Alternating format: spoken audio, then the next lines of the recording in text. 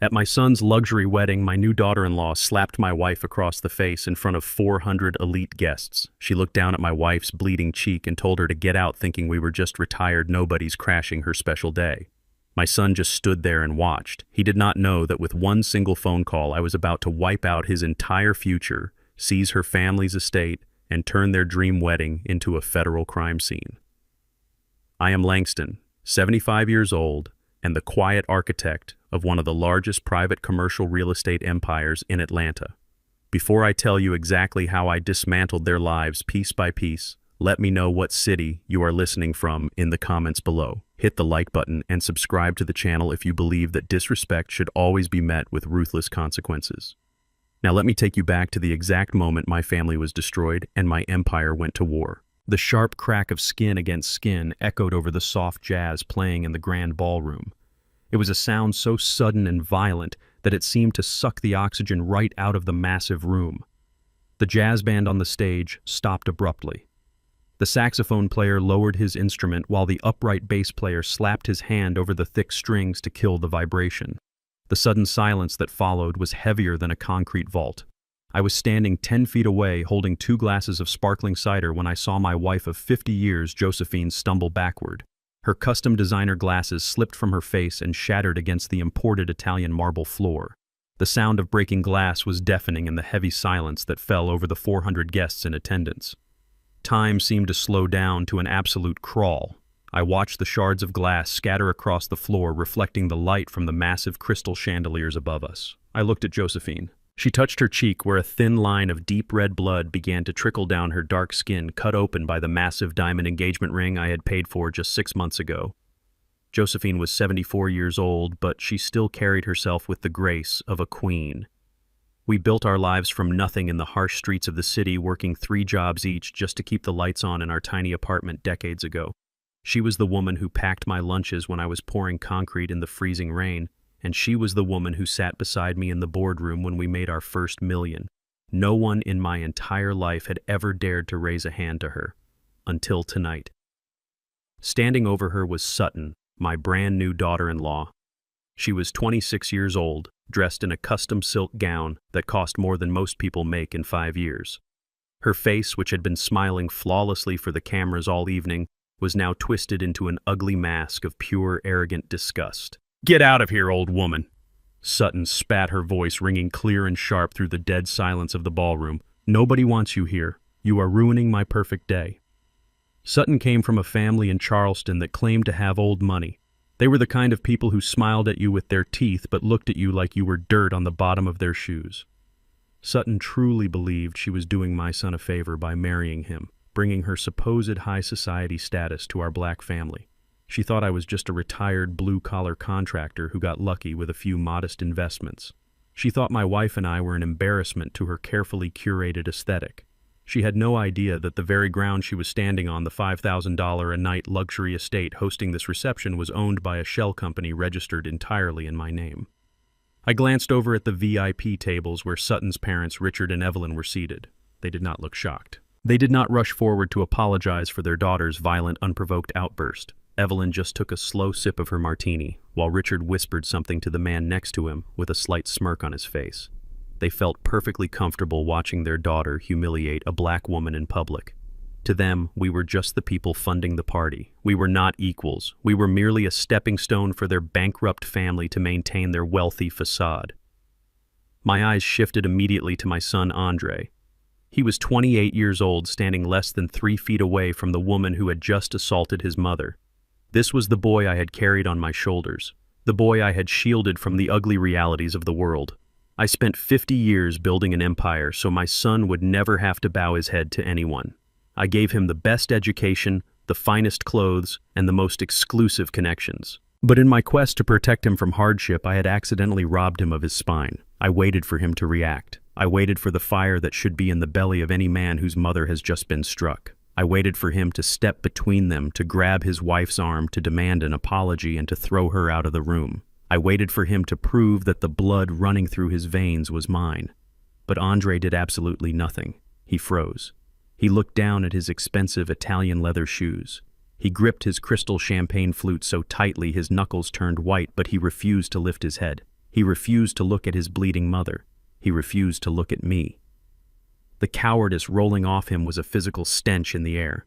He was choosing his side, and he was doing it through his pathetic, terrified silence. He was choosing the illusion of acceptance from this racist, bankrupt family over the mother who had kissed his bruised knees and stayed up all night when he was sick as a child. In that single frozen moment, 28 years of a father's unconditional love evaporated into thin air. It was not replaced by sadness. I did not feel the urge to cry. It was replaced by a cold, calculating clarity. I realized that my son was not a victim in this marriage. He was a willing accomplice. By standing there doing nothing, he was endorsing the disrespect. He was telling this arrogant little girl that she had permission to treat us like dirt beneath her expensive heels. He was proving that he was entirely unworthy of the legacy I had built for him. I did not shout. I did not rush forward to attack the girl or shake my son by his tailored lapels. Men who build empires from the ground up do not throw tantrums in public.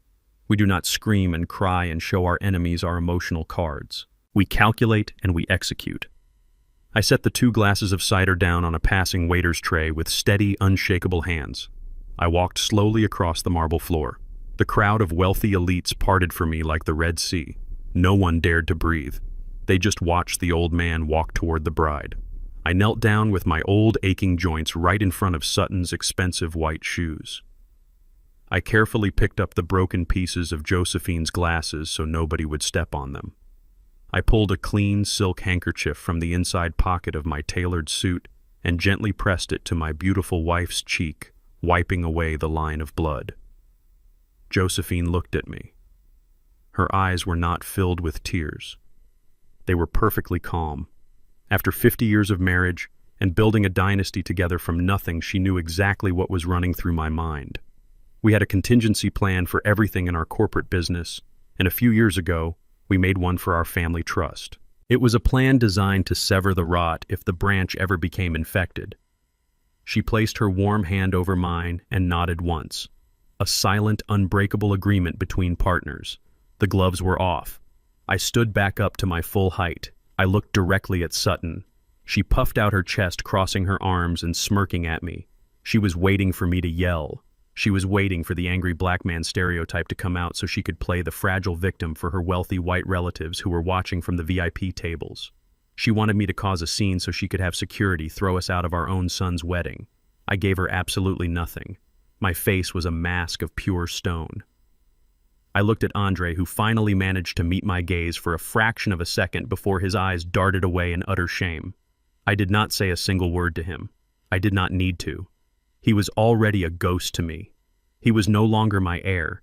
He was just a stranger in a suit that I had paid for. I reached into my suit jacket and pulled out my phone. I dialed a private encrypted number that went straight to my lead wealth manager. He is a man who is paid very well to be available 24 hours a day, 7 days a week. It rang only one time before he answered. I kept my eyes locked on Sutton's smug face as I spoke 3 simple words into the receiver. Execute Directive 0. I ended the call and slipped the phone back into my pocket. Sutton let out a condescending little laugh, clearly thinking I was just an old man trying to sound important to save face in front of her high society friends. She thought I was ordering a taxi to take my wife home. But her laugh died in her throat a few seconds later. A heavy mechanical clunk echoed loudly through the massive hall. The heavy oak double doors leading out of the grand ballroom had just slammed shut, and the electronic deadbolts locked from the outside. The green exit signs above the doors turned red. No one was leaving. The game had just begun. 10 seconds passed after the heavy oak doors locked shut. Sutton was still standing there with that arrogant smirk on her face, completely unaware that the ground beneath her expensive silk shoes was about to crumble. Then it happened. The grand ballroom plunged into absolute darkness. The romantic jazz music that had just started playing again was cut off mid-note, leaving a sickening mechanical hum in the air. The 400 elite guests gasped in unison. A wave of panic rippled through the sea of designer gowns and tailored tuxedos. They were the wealthiest people in Atlanta and Charleston, and they were not used to being kept in the dark. 5 seconds later, the emergency lights kicked on. They were not the warm, golden lights of the crystal chandeliers that had bathed the room in a soft, romantic glow all evening. These were harsh, blinding industrial halogen beams, the kind of lights you see in a prison courtyard or a warehouse loading dock. They cast ugly, sharp shadows across the faces of the socialites, making their expensive makeup look cheap and their panicked expressions look grotesque. The illusion of the perfect high society wedding was instantly shattered. It was replaced by the cold, hard reality of a lockdown. Sutton spun around in a circle, looking up at the ceiling in pure confusion. Her perfect aesthetic was ruined. She demanded to know what was going on, waving her hands at the waiters who had suddenly stopped serving champagne. Andre, my pathetic son, looked just as lost. He pulled out his phone, but there was no signal. The venue was equipped with signal jammers for high-security corporate events, and Directive Zero had just activated them all. We were completely isolated from the outside world, and I was the only man in the room holding the remote control. From the shadows near the catering kitchen, the venue manager stepped forward. His name was Marcus. He was a highly trained professional who had worked for my private management firm for 10 years. He walked with a stiff military posture, holding a wireless microphone. The harsh halogen lights reflected off his bald head. He did not look at the bride or the groom. He did not look at the screaming guests. He looked directly at me. I gave him a fraction of a nod. Marcus tapped the microphone twice. The heavy thud echoed through the massive speakers, silencing the murmurs of the crowd. "Ladies and gentlemen," Marcus said, his voice deep and entirely devoid of emotion. "May I have your immediate attention? Please remain calm. Due to an instant and catastrophic payment failure, all services for this event have been legally terminated. The catering staff, the musicians, and the hospitality crew are now off the clock. This private property is now officially closed. You have exactly 10 minutes to evacuate the premises before the local authorities arrive to arrest anyone remaining for criminal trespassing. Please proceed to the exits in an orderly fashion." The silence that followed his announcement was absolute. No one breathed. Then the room exploded into chaos. Women in diamond necklaces shrieked. Men in custom suits began shouting at the staff. Sutton stood frozen in the center of the dance floor, her jaw practically hitting the marble. She grabbed Andre's arm and shook him, demanding that he fix this immediately. She screamed at him to call the bank, to throw his platinum credit card at the manager, to do whatever it took to save her perfect night. But Andre just stared at his wallet, knowing deep down that every piece of plastic inside it was tied to the empire I built, and I had just burned it all to the ground. Sutton had made a fatal miscalculation when she decided to marry my son. She looked at me and saw an old black man who worked with his hands. She knew I had started out as a blue-collar contractor decades ago, pouring concrete and fixing roofs in the blistering Georgia heat. She assumed I was just a lucky retiree who managed to save enough pennies to put my son through a good school. She thought she was the one bringing prestige to this family with her empty Charleston pedigree. She did not know that the concrete I poured became the foundation of a real estate monopoly. She did not know that the holding company she wrote the $5,000 a night check to for this luxury estate was just one of 30 shell companies I owned. I owned the manicured lawns she walked on. I owned the crystal chandeliers hanging above her head. I owned the very marble floor where she had just shattered my wife's glasses. When she insisted on booking this exact estate for her wedding because it was the most exclusive venue in the state, I did not say a word. I let her sign the contract. I let her feel powerful. I wanted to see how she would behave when she thought she held all the cards. Tonight she showed her true colors, and she walked right into a steel trap that I had built with my own 2 hands. Through the panicked crowd, 2 figures pushed their way forward with violent entitlement. It was Richard and Evelyn Sutton's wealthy white parents. Richard's face was red and veins bulged in his neck. Evelyn looked like a cornered animal clutching her pearl necklace. They ignored the fact that my wife was standing next to me, pressing a bloody silk handkerchief to her face. They ignored the fact that their daughter had just committed a violent assault. All they cared about was their public image and the humiliation of being kicked out of a venue in front of their country club friends. Richard marched right up to me and shoved his finger inches from my face. "Listen to me, you old fool," he spat, his voice trembling with rage. "I do not know what kind of cheap stunt you think you are pulling here, but I will personally see to it that you are ruined. You are embarrassing my family. You are destroying my daughter's wedding. I know the mayor. I know the chief of police. I will sue you for every dime you have hidden in your little retirement fund. I will drag you through the courts until you are living on the street." Evelyn joined in her voice, a high-pitched screech that cut through the noise of the evacuating guests. "Fix this right now," she demanded, pointing a manicured finger at my chest. Go tell that manager to turn the lights back on and serve the food. You people are always ruining everything with your dramatic outbursts. Tell your wife to stop crying and go wash her face in the bathroom so we can get on with the evening. You people." The words hung in the air, dripping with generations of unearned arrogance. They truly believed that because their ancestors had money, they were untouchable. They believed that they could bark orders at me, and I would simply bow my head and obey, just like my son had done. They were entirely oblivious to the fact that Richard was currently drowning in $15 million of corporate debt to keep up this pathetic wealthy facade. They were screaming at the man who secretly owned the mortgage to their ancestral home. But I did not smile. I did not tell them who I really was. Not yet. The psychological torture had to be administered in precise doses to be effective. I looked at Richard. I looked at Evelyn. I let the silence stretch between us, letting their angry words echo off the cold walls. I wanted them to remember this exact moment later when they were standing in front of a bankruptcy judge. I wanted them to remember the moment they tried to intimidate a man who could buy and sell their entire bloodline before breakfast. I did not blink. I did not flinch away from Richard's pointing finger. I simply looked through him as if he were made of glass. I turned my back on the most powerful man in Charleston without uttering a single word. I placed my arm gently around Josephine's waist, pulling her close to my side. She was trembling slightly, not from fear, but from the adrenaline of the moment. She kept her head held high, refusing to let these people see her break. We began to walk toward the heavy oak doors which Marcus had just unlocked to let the panicked herd of guests escape into the night. As we walked away, I could hear Richard screaming behind me. He was shouting that I was a coward, that I was running away. Then I heard him yell to his wife to get his phone. He was dialing 911. He was calling the police to report me for ruining the wedding. He wanted me arrested for fraud. I kept walking my arm tight around the woman I loved more than life itself. Richard had no idea that calling the police was exactly what I wanted him to do. The trap was set, the doors were open, and the predators were about to become the prey. The drive away from the estate was completely silent. The heavy rain beat against the tinted windows of my town car, washing away the remnants of what was supposed to be a night of celebration. I sat in the back seat next to Josephine, holding her hand. She still had my silk handkerchief pressed firmly against her right cheek. The bleeding had slowed, but the cut from Sutton's massive diamond ring was deep. I told my driver to skip our estate and head directly to the emergency room at Emory University Hospital in downtown Atlanta. Josephine looked at me with a tired but understanding expression. She knew exactly why we were going there. We were not going to the hospital simply to get a bandage or some pain medication. We were going there to build a weapon.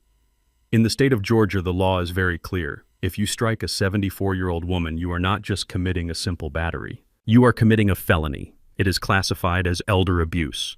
Rich white families like Sutton's are used to making their problems disappear with a few phone calls and a fat check. They think they can slap a black woman and just walk away because they assume we do not have the resources to fight back. But a certified medical report from an emergency room doctor detailing an unprovoked assault on a senior citizen is a piece of paper that no amount of old money can erase. We walked into the brightly lit emergency room. The harsh fluorescent lights were a sharp contrast to the elegant darkness of the wedding venue. The nurses immediately took us into a private examination room when they saw the blood on Josephine's face and the expensive clothes we were wearing. A young doctor came in to clean the wound. He asked what happened. I did not sugarcoat it. I did not try to protect my son's new bride. I looked the doctor right in the eye and told him that my wife was intentionally struck in the face by a 26-year-old woman named Sutton. I made sure he wrote down the exact name and the exact circumstances in his official medical chart. I stood in the corner of the small, sterile room and watched as a forensic nurse took high-resolution photographs of the laceration on Josephine's cheek. They documented the bruising that was already beginning to form around her jaw. Every flash of the camera was another nail in Sutton's coffin. I was meticulously laying the groundwork for a criminal prosecution that would completely destroy her life. I wanted every piece of evidence locked down before her bankrupt father even had a chance to hire a lawyer to spin a false narrative. Once the doctor finished stitching the cut and handing us the official paperwork, I felt my phone vibrate in my pocket. It was a call from Andre. I looked at the caller ID and felt a cold wave of disgust wash over me. My son had not checked on his mother once since the incident. He had not called to see if she was bleeding, if she was hurt, or if she was even safe. Instead, he was calling me because his carefully constructed world of unearned luxury was finally starting to fall apart. I stepped out of the hospital room into the quiet hallway and answered the call. I did not say hello. I just listened to the panic in his voice. Andre was standing at the Delta terminal in Hartsfield-Jackson International Airport. He and his new bride were supposed to be boarding a flight for their 3-week honeymoon in the Maldives. It was a trip that cost more than most people earn in an entire year, and I was the one who had paid for every single cent of it. But now he was shouting into the phone, out of breath and frantic. He demanded to know what was going on. He said they had just tried to enter the exclusive VIP lounge and the attendant had cut his membership card in half right in front of him. He was furious. He told me that when they got to the ticketing counter, the agent informed them that their first-class tickets to the Maldives had been completely canceled and the reservation was wiped from the system. He was throwing a massive tantrum in the middle of the busiest airport in the world. He told me that Sutton was crying next to him and that people were staring at them. He demanded that I call the airline right now to fix the glitch. He actually used the word glitch. He was so incredibly entitled that he could not even comprehend the concept of a consequence. He thought the universe had simply made a mistake. I let him scream and complain for 2 full minutes. I listened to his pathetic whining while I looked through the glass window of the hospital door, watching my beautiful wife hold an ice pack to her bruised face. When he finally stopped talking to take a breath, I spoke. My voice was quiet and completely devoid of any paternal warmth. I told him there was no glitch. I told him that I had personally canceled the honeymoon flights while we were riding in the car to the hospital. Andre went dead silent on the other end of the line. Then he started to stammer, asking me why I would do such a thing on his wedding night. I explained it to him very simply. I told him that the black corporate American Express card in his wallet, the one he used to fund his entire lavish lifestyle, was officially dead. The account was permanently closed. I told him that his trust fund was frozen and his access to any family accounts had been entirely revoked. I told him that the moment he stood by and watched a spoiled, arrogant little girl assault his mother, he ceased to be a part of my family. And people who are not part of my family do not get to spend my money. His shock quickly turned into a violent, desperate rage. He started yelling again, but this time his voice was cracking. He told me I was being unreasonable and crazy over a stupid argument. He actually called the unprovoked assault on his mother a stupid argument. He said I was ruining his life and humiliating his wife. He threatened me, telling me that he did not need my money anyway. He screamed that they would just get an Uber and go back to his luxury penthouse in Midtown Atlanta to figure things out in the morning. He told me I would regret this when they cut me out of their lives forever. I did not argue with him. I did not try to teach him a lesson or explain the depth of my disappointment. He was far beyond saving. A man who defends the person who drew his mother's blood is a man who deserves to lose everything. So I gave him the only response his disrespect warranted. Total and absolute silence. I pulled the phone away from my ear and pressed the red button to end the call right in the middle of his angry ranting. I blocked his number immediately, let him scream into the void. I walked back into the hospital room and put my phone away. Josephine looked at me and I simply nodded. She knew the cord had been cut. There is a profound kind of grief that comes with realizing your child is fundamentally broken. I had spent 28 years trying to mold him into a leader, a man of substance and character. But as I helped Josephine put her coat back on, I accepted the hard truth. I had raised a parasite, and the only way to deal with a parasite is to completely sever its food supply. We walked out of the emergency room and stepped back into the cold, rainy Atlanta night. My driver opened the door for us and we slid into the quiet sanctuary of the car. I instructed him to take us home to our estate in Buckhead. As the city lights blurred past the windows, I felt a strange sense of peace settle over me. For years, I had been carrying the weight of Andre's incompetence. I had been quietly fixing his mistakes, covering his massive credit card bills, and ignoring the glaring flaws in his character because I wanted to believe he would eventually mature. Tonight, Sutton had done me a massive favor. By slapping my wife, she had shattered the illusion once and for all. She forced me to wake up and see the ugly reality of who my son truly was. They thought they had won. They thought they could take my money and walk all over my blood.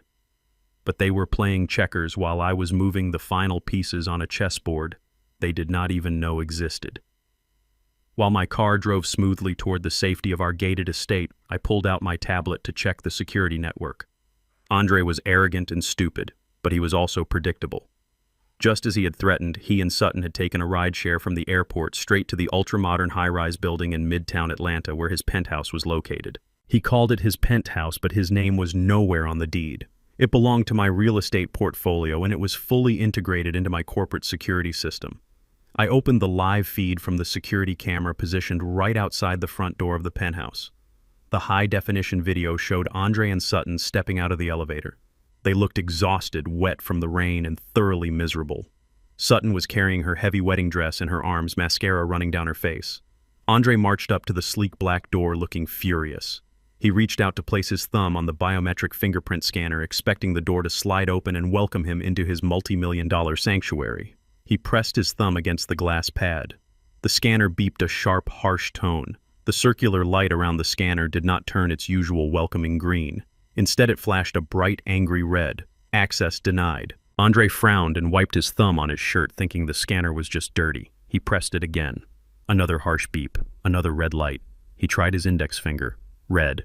He tried typing his emergency backup code into the glowing keypad. The screen flashed the words, "Security Lockout," in bold white letters. I sat in the back of my town car watching the live feed with a cold, steady heart as my son finally realized the terrible truth. He was locked out of his home, locked out of his wealth, and locked out of his future.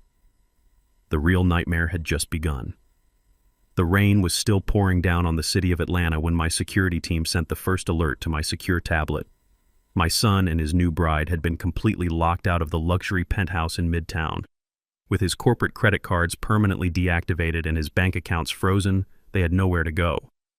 They were forced to take a cheap ride share to a rundown motel right off the interstate. It was a stark contrast to the $5,000 a night estate they had just been evicted from. I imagined Sutton sitting in that damp, cheap motel room wearing a custom silk wedding gown that was now ruined by the rain and dirt. A smart person would have taken that moment to reflect on their mistakes and beg for forgiveness. But Sutton was not smart. She was arrogant, and she possessed a dangerous kind of privilege that made her believe she could never truly lose. Instead of reflecting, she pulled out her phone and decided to go to war. By 2 o'clock in the morning, a video was uploaded to her social media account. I sat in the quiet darkness of my study watching the screen as the video played. Sutton was sitting on the edge of a cheap motel bed. Her expensive makeup was intentionally smudged to make her look like a victim. She looked directly into the camera and forced her eyes to fill with tears. Her voice trembled perfectly as she began to weave a narrative built entirely on lies. She told her millions of followers that her perfect wedding day had been destroyed by an aggressive and unhinged mother-in-law. She used all the classic coded language that society has always used to demonize black women. She claimed that my wife had been hostile to her from the very beginning because of her race and her wealthy background. She looked into the lens and cried, saying that Josephine had cornered her and attacked her, forcing Sutton to act in pure self-defense to protect herself. She painted herself as the fragile, innocent bride who had just barely escaped a violent family. It was a masterful performance of weaponized victimhood. Within an hour, the video had gone completely viral. The internet loves a tragic story, especially when it features a crying young woman claiming she was wronged. I watched the view count climb into the millions. The comments section beneath the video turned into an absolute cesspool of hatred. Complete strangers who knew absolutely nothing about our lives began launching vicious racial and ageist attacks against my wife. They called Josephine a bitter old woman. They used degrading terms implying she was jealous of her beautiful young daughter-in-law. They said she belonged in a cage. They demanded that Sutton press charges against the violent thugs who ruined her wedding. I did not get angry as I read those comments. Anger is a useless emotion that clouds your judgment. Instead, I felt a deep, freezing calm settle over my mind. They were attacking a 74-year-old woman who had spent her entire life building communities and funding charities. But the public did not care about the truth. They only cared about the spectacle. Then I saw the one thing that finally killed the last remaining shred of fatherly love I had in my heart. Pinned right at the top of the comment section under the hateful video was a message from my son. Andre had used his verified account to leave a public reply for the entire world to see. He wrote that he stood by his wife. He wrote that nobody should ever have to endure the kind of abuse Sutton suffered on her wedding day. I stared at those words for a very long time. My son, the boy I had raised to be a king, had publicly sided with the woman who struck his mother. He chose to validate a racist lie rather than stand up for the woman who gave him life. He was actively participating in the public lynching of his own mother's character. In that exact moment, Andre died to me. Any thought of future rehabilitation or forgiveness was permanently erased from my mind. He was no longer a disappointed son. He was an active enemy. What the millions of people watching that video did not know was the real reason behind the altercation. They did not know what happened in the luxurious bridal suite just 1 hour before the wedding reception began. Josephine had gone up to the suite alone. She had brought a velvet box containing a vintage diamond necklace that had been in our family for decades. It was meant to be a welcoming gift for Sutton to show her that despite our differences, she was now part of our family. When Josephine quietly opened the door to the bridal suite, she did not find a nervous bride getting ready.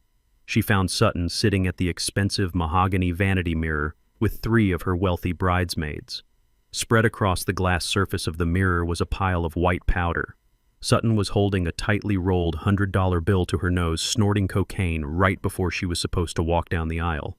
Josephine stood frozen in the doorway, but the drugs were not even the worst part of what she witnessed. Sutton was laughing loudly with her friends. She was bragging about the prenuptial agreement our corporate lawyers had forced her to sign. Sutton told her bridesmaids that she had hired her own secret lawyer to review the document. She boasted that they had found a massive loophole in the trust fund stipulations. She laughed and said she only had to endure being married to my pathetic son for exactly 1 year. After 12 months, she claimed she could trigger a divorce clause that would entitle her to half of the $50 million trust fund. She referred to Andre as a stupid meal ticket and called our family a bunch of gullible fools who were desperate for white validation. My wife heard every single word. Josephine did not scream and she did not throw a fit. She walked calmly into the room and placed the velvet box on the table. Sutton froze, dropping the rolled-up bill when she realized she had been caught. Josephine looked her right in the eye. She told Sutton to wash her face, pack her bags, and leave the estate immediately. She promised that if Sutton walked out the back door quietly, we would handle the cancellation of the wedding with dignity and keep her drug use a secret. But Sutton was high on cocaine and drunk on her own arrogance. She thought she was untouchable. Instead of leaving, she fixed her makeup, put on her smile, and marched down to the grand ballroom to force the wedding to continue. When Josephine approached her later on the dance floor to quietly demand that she stop the charade, Sutton panicked. Realizing her massive payday was about to slip through her fingers, she decided to strike first. She slapped my wife in front of 400 people to create a chaotic distraction, hoping to spin the narrative exactly as she was doing now on social media. She thought her plan was working flawlessly. She thought the viral video would pressure us into giving her whatever she wanted to make the public relations nightmare go away. She thought we were soft billionaires who would pay any price to protect our corporate image. She did not realize that I had spent the last 40 years swimming with sharks, and I knew exactly how to bleed a predator dry. The morning sun finally broke through the heavy rain clouds, casting a pale light over our estate. Josephine was resting quietly in the master bedroom. I was sitting at the massive oak desk in my private office reviewing the digital footprint of every single shell company tied to Sutton's family. The intercom on my desk buzzed softly. My head of security informed me that a vehicle had just pulled up to the main security gate. I authorized them to let the vehicle through. 5 minutes later, my lead corporate lawyer walked into my office. He was a ruthless man who rarely showed emotion, but this morning he had a tight, rigid look on his face. He walked over to my desk and placed a thick stack of legal documents right in front of me. He told me that Sutton and her bankrupt father had not wasted a single second. They had hired a sleazy, high-profile litigator known for public smear campaigns. The documents on my desk were a formally drafted lawsuit. Sutton was suing me and my wife for $10 million, claiming severe emotional distress, public humiliation, and false imprisonment due to the doors being locked at the venue. The lawsuit included a demand for an immediate settlement warning that if we did not pay, the viral video would just be the beginning of a massive media tour to destroy my corporate empire. I looked down at the ridiculous legal papers, a $10 million extortion attempt wrapped in a civil lawsuit. They thought they had backed me into a corner. They thought the threat of public ruin would force me to open my vault and hand them a fortune. I slowly reached out and tapped my fingers against the thick stack of paper. A cold, genuine smile finally spread across my face. They had taken the bait perfectly. The lawsuit gave me the exact legal excuse I needed to open the vault, but they were not going to find any money inside. They were only going to find their absolute destruction. The meeting was set for 10 o'clock the following morning at the downtown offices of my primary legal counsel. My corporate lawyer, Mr. Caldwell, was a man who possessed the warmth of a great white shark and the precision of a military sniper. His office was located on the 50th floor of a towering glass skyscraper that I happened to own through a subsidiary holding company.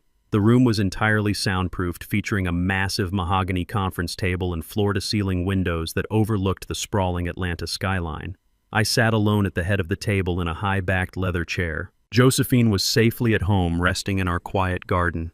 I did not want her to breathe the same air as the people who were about to walk through those heavy oak doors. I wanted to handle this execution myself. At exactly 10:15, the heavy glass doors swung open.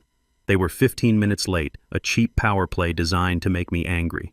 Sutton and Andre marched into the room, flanked by a man who looked like he belonged on a late-night television commercial. He was their newly hired litigator, wearing a flashy pinstripe suit, too much cologne, and an arrogant smile. Sutton looked entirely different from the crying, broken victim she had portrayed on social media just hours before. She was wearing a tailored designer dress, carrying a luxury leather handbag, and projecting an air of absolute triumph. She thought she had me backed into a corner. She thought her viral video and her $10 million lawsuit were the ultimate weapons that would force me to surrender. Andre walked in right behind her, looking down at the polished floor, just like he did at the wedding. He pulled out a chair for his wife and sat down beside her, refusing to make eye contact with me. He looked exhausted and terrified, but he was still foolish enough to follow her lead. He still believed that his status as my only son would protect him from utter ruin. The sleazy litigator did not even bother to introduce himself properly. He dropped a thick leather briefcase onto the mahogany table and leaned forward, resting his knuckles on the polished wood. He spoke with a loud, obnoxious voice that echoed in the quiet room, trying to dominate the physical space. He told me that his clients were willing to make the entire public relations nightmare go away right now. He said they were deeply traumatized by the events at the wedding and the emotional distress my wife had supposedly inflicted upon Sutton. He stated that the $10 million lawsuit would be officially dropped and the viral internet video deleted if we simply agreed to their very reasonable terms.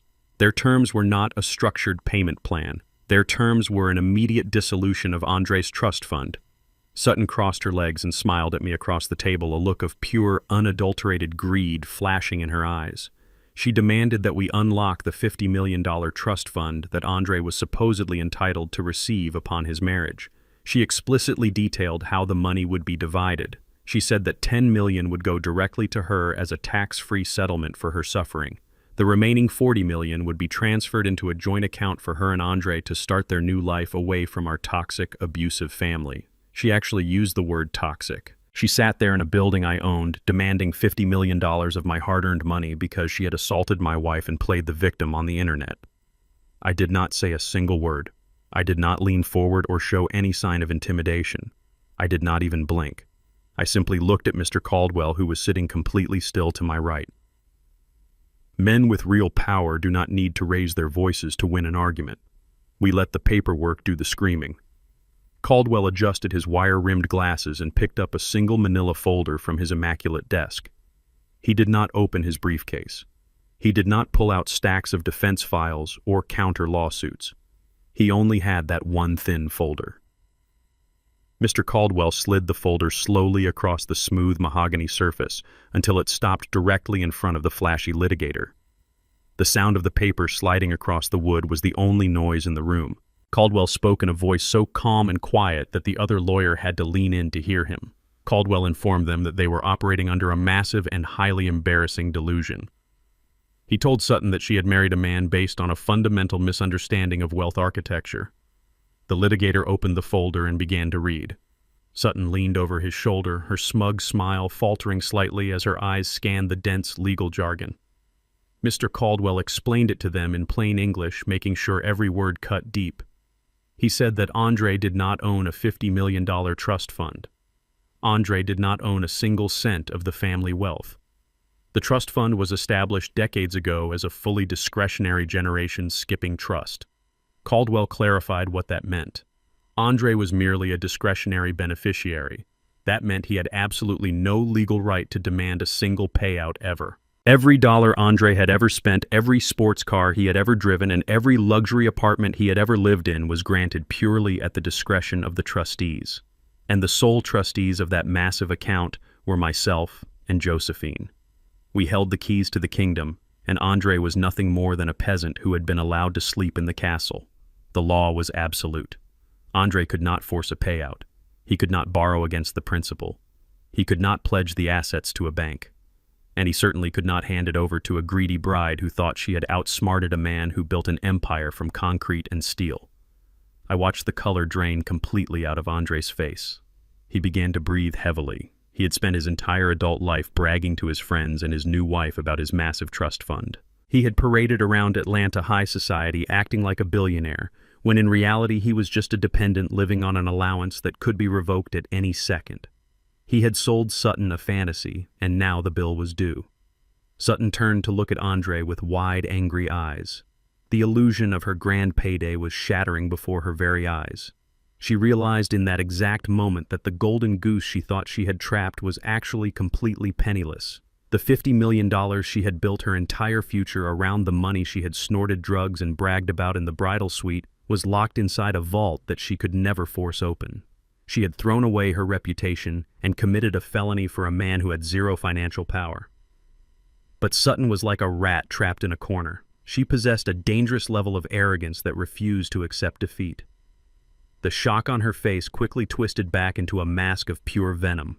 She slammed her hand down on the heavy wooden table and glared at Mr. Caldwell. She laughed a harsh, grating sound that filled the silent room. She told my lawyer that he was bluffing and that she was not some uneducated girl who could be intimidated by fancy corporate words. She turned her attention back to her litigator and demanded that he explain the real law to us. Sutton proudly proclaimed that it did not matter if the trust was discretionary. She said that she and Andre were legally married now. She brought up community property laws and marital asset division, acting as if she had suddenly become an expert in family law overnight. She insisted that since the trust was established for Andre's benefit the moment they signed their marriage license, she became legally entitled to a portion of its disbursements to maintain her marital standard of living. She threatened to drag the trust into a massive, messy divorce settlement. She claimed she would force a family court judge to order a massive payout based on the lifestyle she was promised. Her sleazy lawyer nodded along, trying to regain his footing after being completely blindsided. He had likely taken this case on a contingency fee, expecting a quick multi-million-dollar settlement from a terrified family trying to protect their public image. Now he was staring down the barrel of a long, drawn-out legal war against a billionaire with unlimited resources. But he puffed out his chest and stated that a judge would not look kindly upon a wealthy family hoarding assets while leaving a young newlywed couple destitute, especially after a highly publicized physical altercation.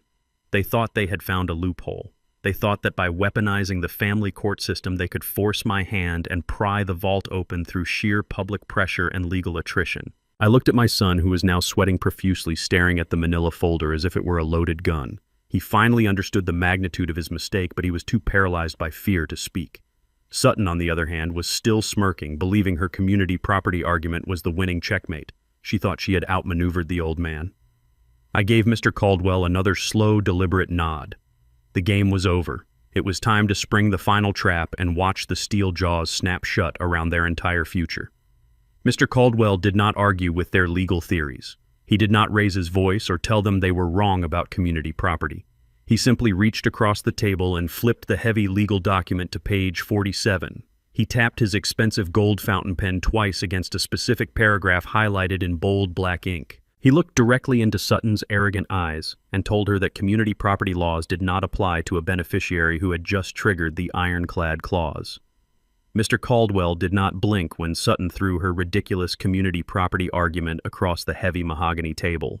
He did not raise his voice to argue with a woman who clearly possessed more arrogance than actual legal knowledge. He simply sat there with the terrifying calm of a man who held all the winning cards. He did not need to shout. He let the silence stretch out, allowing her unearned confidence to hang in the cold, air-conditioned room before he completely destroyed it. Section 8 of the Family Trust Agreement was a provision I had personally insisted upon when my real estate empire first crossed the billion-dollar mark. I grew up in a harsh world where money routinely tore families apart. I watched greed turn brothers into bitter enemies and children into ungrateful parasites. Josephine and I had promised each other that the wealth we built from the ground up, working multiple jobs and sacrificing our youth, would never be used to fund our own destruction. We instructed our legal team to draft a poison pill into the very foundation of the trust fund. It was a fail-safe mechanism designed to completely sever the financial artery if the beneficiary ever proved themselves unworthy of our legacy. Mr. Caldwell smoothed the heavy parchment paper with his hands. He looked directly at Sutton's sleazy litigator and told him to listen very carefully to the exact wording on page 47. Caldwell began to read aloud, his steady voice echoing off the glass walls of the high-rise boardroom. He read Section 8, the Morality Clause. The legal language was absolute and unforgiving. It stated that any physical or psychological harm inflicted upon the grantors, meaning myself and Josephine, by a beneficiary or their legally wedded spouse would result in instantaneous and permanent disinheritance. Caldwell did not stop there. He continued reading the precise stipulations of the clause, ensuring they understood the gravity of their situation. The document mandated that the moment an act of aggression was documented, the beneficiary would be completely stripped of all current and future access to the trust assets. There was no grace period. There was no mandatory arbitration required to prove intent. There was no Board of Trustees vote needed to enforce the penalty. The disinheritance was triggered automatically the exact second Sutton raised her hand and struck my wife in front of 400 witnesses. The silence that blanketed the boardroom was so profound you could hear the faint hum of the ventilation system above us. The flashy litigator who had marched into my building demanding $10 million just moments ago was suddenly completely speechless. He stared at the manila folder as if it had magically transformed into a venomous snake. He knew exactly what that clause meant. Any competent lawyer would know that a generation-skipping discretionary trust fortified with a strict morality clause is virtually impenetrable. Sutton, however, was not a lawyer. She was a spoiled child who had spent her entire life manipulating people to get what she wanted. She looked back and forth between Mr. Caldwell and her own attorney, waiting for someone to object. When her attorney remained silent, she let out a loud scoff of disbelief.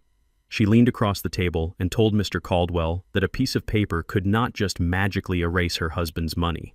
She reiterated her flawed belief that she was protected by marital rights. She arrogantly told my lawyer that her father would tie this up in family court for the next 10 years if he had to. Mr. Caldwell adjusted his wire-rimmed glasses and looked at her with a mixture of pity and absolute disdain. He calmly explained to her that she could not tie up assets that no longer existed.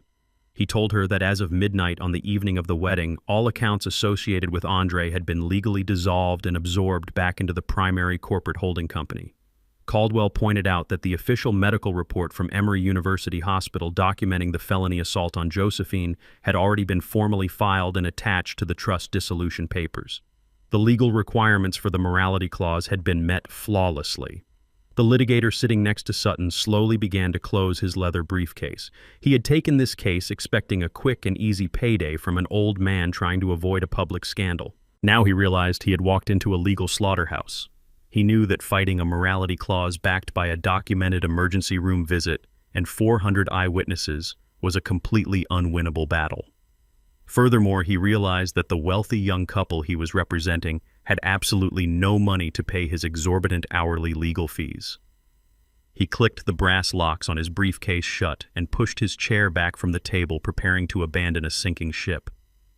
Sutton watched her attorney backing away, and genuine panic finally began to claw at her throat. The smug, victorious smile that had been plastered on her face since she walked into the building completely melted away. Her perfectly manicured hands began to tremble. She turned her head slowly and looked at Andre. My son was sitting completely paralyzed in his high-backed leather chair. The terrifying reality of his situation was finally crushing him under its immense weight. For 28 years, Andre had lived safely inside a protective bubble of limitless wealth. He had never applied for a mortgage. He had never worried about paying a credit card bill. He had never even held a real job. His entire identity was wrapped up in the fact that he was the golden heir to my massive real estate empire. He wore bespoke suits, drove imported Italian sports cars, and threw thousands of dollars away on expensive champagne just to impress his shallow friends. But underneath all the expensive clothes and the unearned arrogance, Andre was absolutely nothing. He had no real-world skills to fall back on. He had no professional network outside of the people who were only using him for my money. He was just a weak, pathetic boy who had stood by and watched his mother bleed because he was too much of a coward to stand up to his spoiled bride. And now, because of that exact cowardice, he had lost the one thing that made him valuable to the woman sitting next to him. I sat at the head of the table and watched my son hyperventilate. His chest was heaving and heavy beads of sweat were forming on his forehead. He looked across the massive table at me, his eyes wide with pure terror. He opened his mouth to speak, but no words came out. He wanted to apologize. He wanted to beg for a second chance. He wanted to tell me that it was all a big mistake and that he truly loved his mother. But I gave him absolutely nothing. I did not glare at him in anger. I did not smile triumphantly at his ruin. I simply looked at him with the cold, indifferent stare of a man looking at a complete stranger on the street. Sutton was watching him too.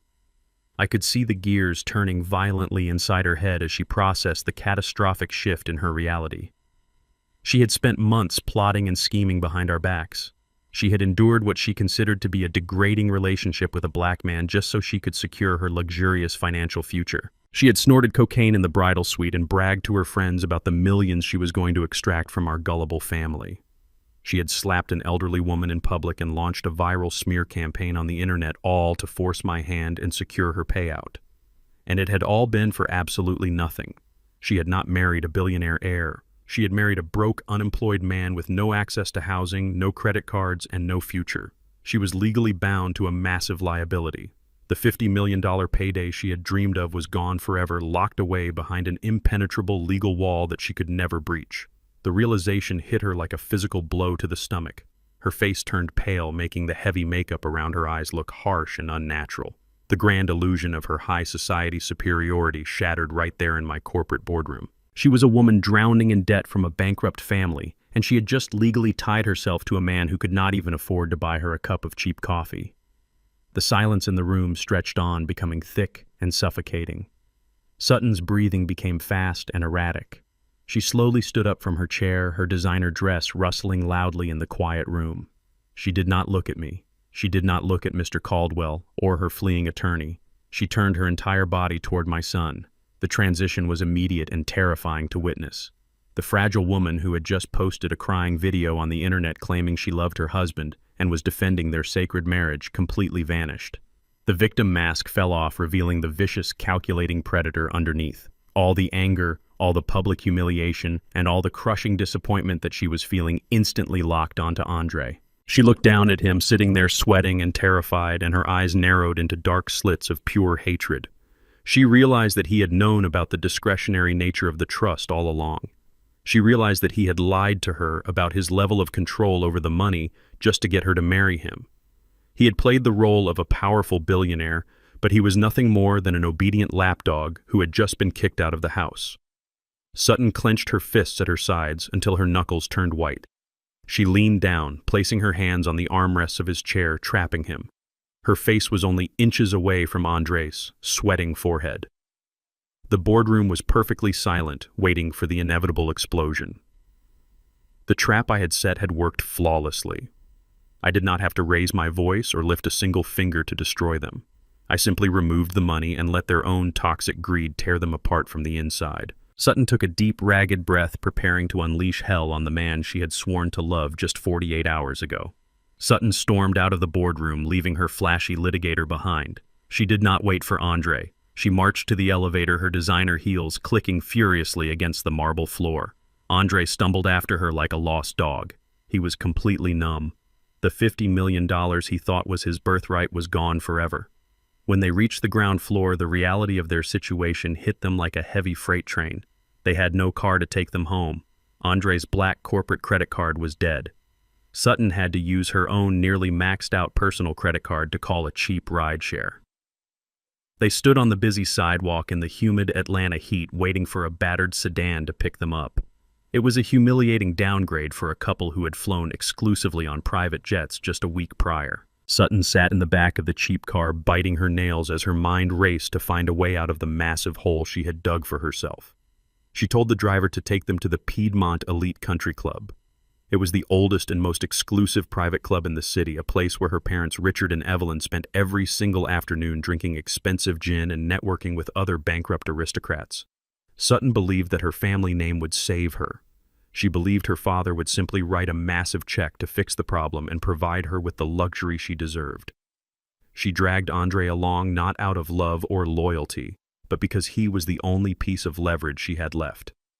The drive to the country club took 45 minutes. The silence in the back of the car was suffocating and heavy. Andre stared out the window, watching the city he used to own pass him by. He was a prince who had just been exiled from his own kingdom. Sutton did not even look at him. She was aggressively typing on her phone, ignoring the fact that she was the one who had caused this entire disaster by assaulting my wife in public.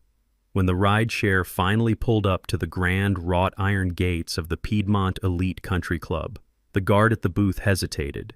He was used to seeing imported luxury vehicles roll through, not a dented sedan.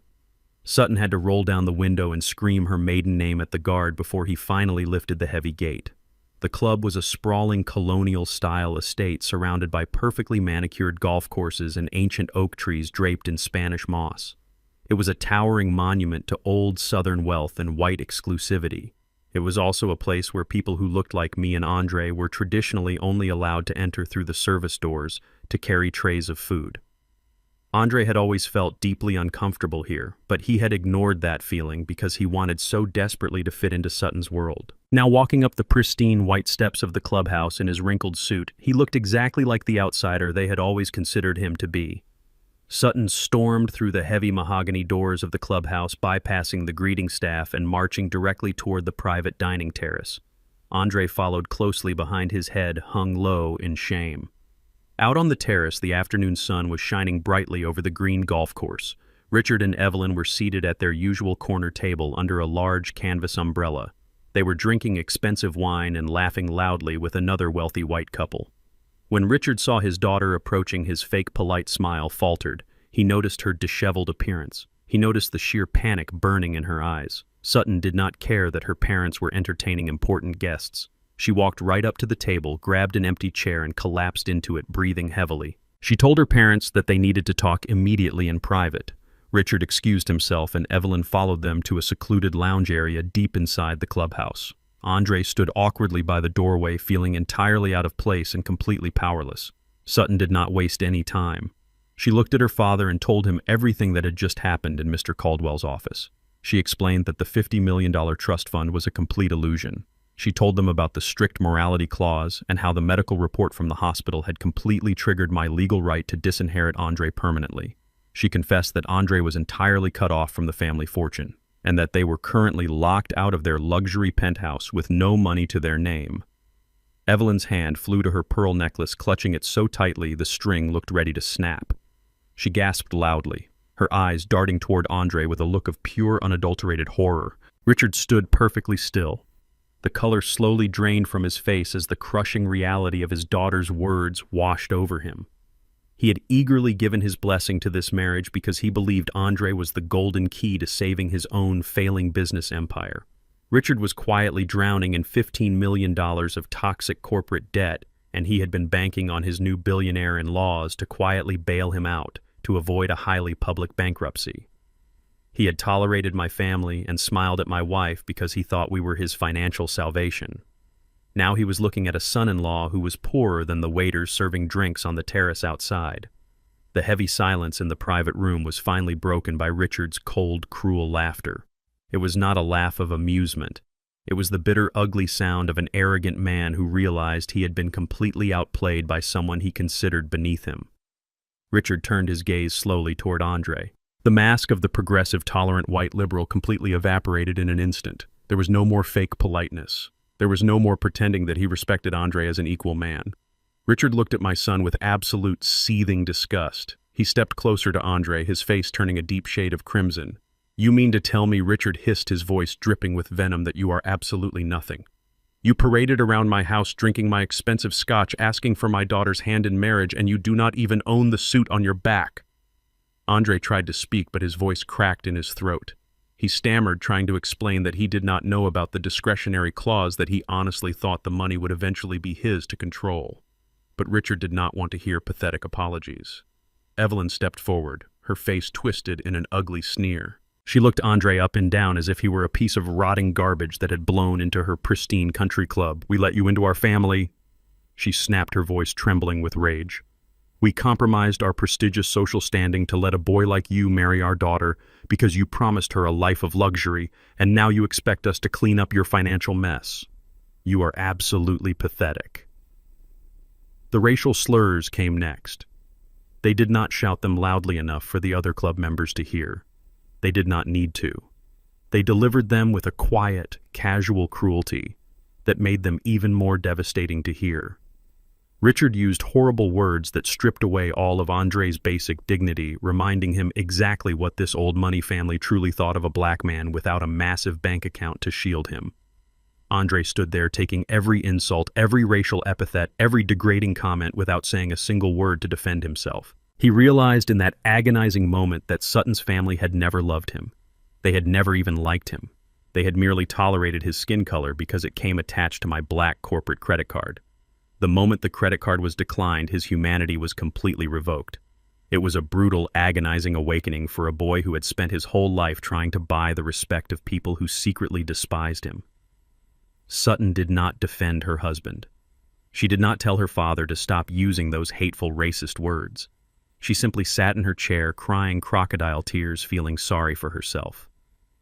Richard turned his attention back to his daughter, his eyes cold and calculating. He told Sutton to wipe her face and stop acting like a child. He instructed her to take her diamond wedding ring off immediately. "You are not going to stay married to this useless street rat," Richard commanded, pointing a stiff, rigid finger at Andre. "You are going to file for divorce first thing tomorrow morning. But we are not walking away from this empty-handed.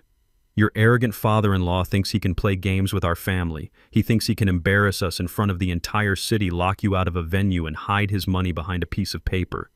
He does not know who he is dealing with." Richard began to pace the floor of the private lounge, his arrogant confidence slowly returning to his posture. He promised his daughter that he would personally fund the most vicious corporate divorce attorneys in the entire state of Georgia. He vowed to file endless discovery motions to subpoena every single financial record my company had ever produced and to drag my corporate reputation through the mud. He told Sutton that they would sue me for hiding marital assets, for emotional distress, and for anything else his expensive lawyers could possibly dream up. He swore that he would bleed me dry through relentless corporate litigation until I was forced to offer a massive multi-million-dollar settlement just to make the public relations nightmare go away. He looked at Andre one last time and told him to get out of the country club before he had the armed security guards throw him out by the back of his neck. Andre turned around and walked out the door, leaving his wife behind without saying a single word. He was completely broken. While my son was being thrown out of the country club and Richard was busy plotting his grand legal war, I was sitting quietly in my private office, overlooking the Atlanta skyline. I had anticipated Richard's reaction perfectly. I knew that a desperate, arrogant man would choose to attack rather than retreat. I knew he would threaten to use his old money connections to destroy my business through the court system. What Richard did not know was that his old money was already completely gone. I poured myself a cup of dark black coffee and walked over to my heavy oak desk. My secure corporate iPad was sitting on the polished wood. The screen suddenly lit up with a high-priority notification from my shadow hedge fund manager. I picked up the device and read the single line of text on the bright screen. The trap had been perfectly primed. It was time to pull the secondary trigger and show Richard exactly who owned his world. Richard was a man who truly believed that his social status and his skin color made him completely bulletproof. After throwing my son out of the country club, he sat back down at the shaded table with his daughter. He ordered another glass of expensive gin and told Sutton to wipe her tears. He promised her that the nightmare was over and that he was going to personally ensure her financial survival. He told her that he would hire the most ruthless corporate divorce attorneys in the state to tear my family apart. To prove his power, Richard pulled his expensive smartphone from his jacket pocket and opened his private banking application. He intended to transfer $500,000 directly into Sutton's personal checking account. It was meant to be a swift down payment for a luxury condominium in the city and a retainer for the legal team. He typed the massive amount into the screen with absolute arrogant confidence and pressed the button to execute the wire transfer. He took a sip of his drink, waiting for the confirmation screen. Instead, a red error message flashed brightly across the glass. The notification simply read, "Insufficient funds and account frozen." Richard frowned in annoyance, assuming it was nothing more than a simple banking glitch. Men of his supposed caliber do not get error messages on their accounts. He immediately dialed the direct line to his personal wealth manager at the regional bank in Charleston. He fully expected the man to answer on the first ring with groveling apologies and an immediate fix, but the banker on the other end of the line did not apologize. His voice was shaking with pure panic. The manager informed Richard that the wire transfer was not blocked by a technical error. He explained that all corporate accounts, personal checking accounts, and emergency lines of credit tied to the family name were legally frozen by a direct court order. A primary creditor holding the massive debt for Richard's failing logistics company had just executed an emergency freeze on all assets, citing a critical breach of financial covenants. Richard felt the blood completely drain from his face. His hand trembled so violently that he dropped his crystal glass onto the patio floor. He ended the call without another word and stood up, leaving his daughter sitting alone at the table in confusion. He ran out of the country club, threw himself into his luxury car, and drove recklessly toward his corporate headquarters. While Richard was speeding down the highway in a blind panic, I was sitting comfortably in my quiet office overlooking the Atlanta skyline, pouring myself a second cup of dark coffee. I had been waiting for this exact moment for 3 long months.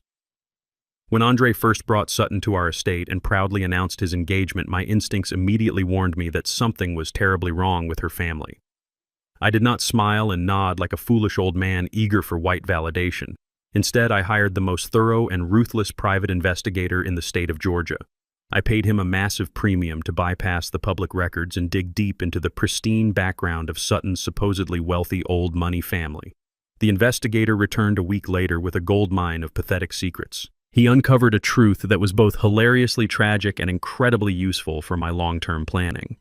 The old money prestige that Richard and Evelyn constantly bragged about at their country club dinners was nothing more than a carefully maintained mirage. Their massive ancestral mansion in Charleston was mortgaged to the absolute limit, but their real vulnerability lay in Richard's primary business. His regional logistics and trucking company had been quietly bleeding cash for the past 5 years. Richard was an arrogant man who refused to adapt to modern technology. He still ran his dispatch operations on outdated paper ledgers and refused to upgrade his decaying fleet of delivery trucks. To cover his massive operating losses and maintain his luxurious high society lifestyle, Richard had taken out incredibly toxic loans from various secondary banks. He had accumulated exactly $15 million in high-interest short-term corporate debt. He was a man standing on a trap door with a heavy rope tied around his neck, just waiting for someone to pull the lever. I decided that I was going to be the man whose hand rested on that lever. I did not tell Andre about my discovery because my son was too weak and would have ruined the plan. Instead, I called my shadow wealth manager and gave him a very specific set of instructions. We set up a proxy hedge fund registered in Delaware with absolutely zero public ties to my name or my real estate empire. Using this ghost entity, my manager aggressively approached the regional banks that held Richard's toxic loans. Those banks were absolutely desperate to get the failing debt off their books before the company officially filed for bankruptcy. They happily sold the debt to my proxy fund for pennies on the dollar without ever knowing who the real buyer was. Over the course of 3 quiet weeks, I successfully acquired total and absolute control over Richard's entire financial existence. By the time Sutton put on her white dress and walked down the aisle, I was already the undisputed master of her family's fate. I became their largest and most dangerous creditor. Richard burst through the heavy glass doors of his corporate headquarters completely out of breath. The building was aging and poorly maintained, a physical reflection of his failing leadership. He ran straight into the executive boardroom, where his chief financial officer was already sitting, surrounded by stacks of financial documents and looking entirely defeated. The officer looked up at Richard with pale, terrified eyes. He explained that an unknown Delaware hedge fund had just declared a total default on all their consolidated loans. The fund had legally frozen the operating accounts and was preparing to seize the physical assets of the company. The officer explained that they had effectively been cut off from their oxygen supply. The company could no longer make payroll, they could not buy fuel for their delivery trucks, and they could not even pay the mortgage on the Charleston family estate. Richard was absolutely furious. He relied heavily on his skin color and his privilege to bully people into submission. He believed that he could intimidate any corporate entity over the phone. He demanded the direct contact number for the hedge fund manager listed on the legal injunction. He ordered his financial officer to dial the number and put the call on speakerphone right there in the middle of the boardroom. Richard adjusted his expensive tie and cleared his throat. He fully intended to use his country club charm and empty promises to negotiate a grace period.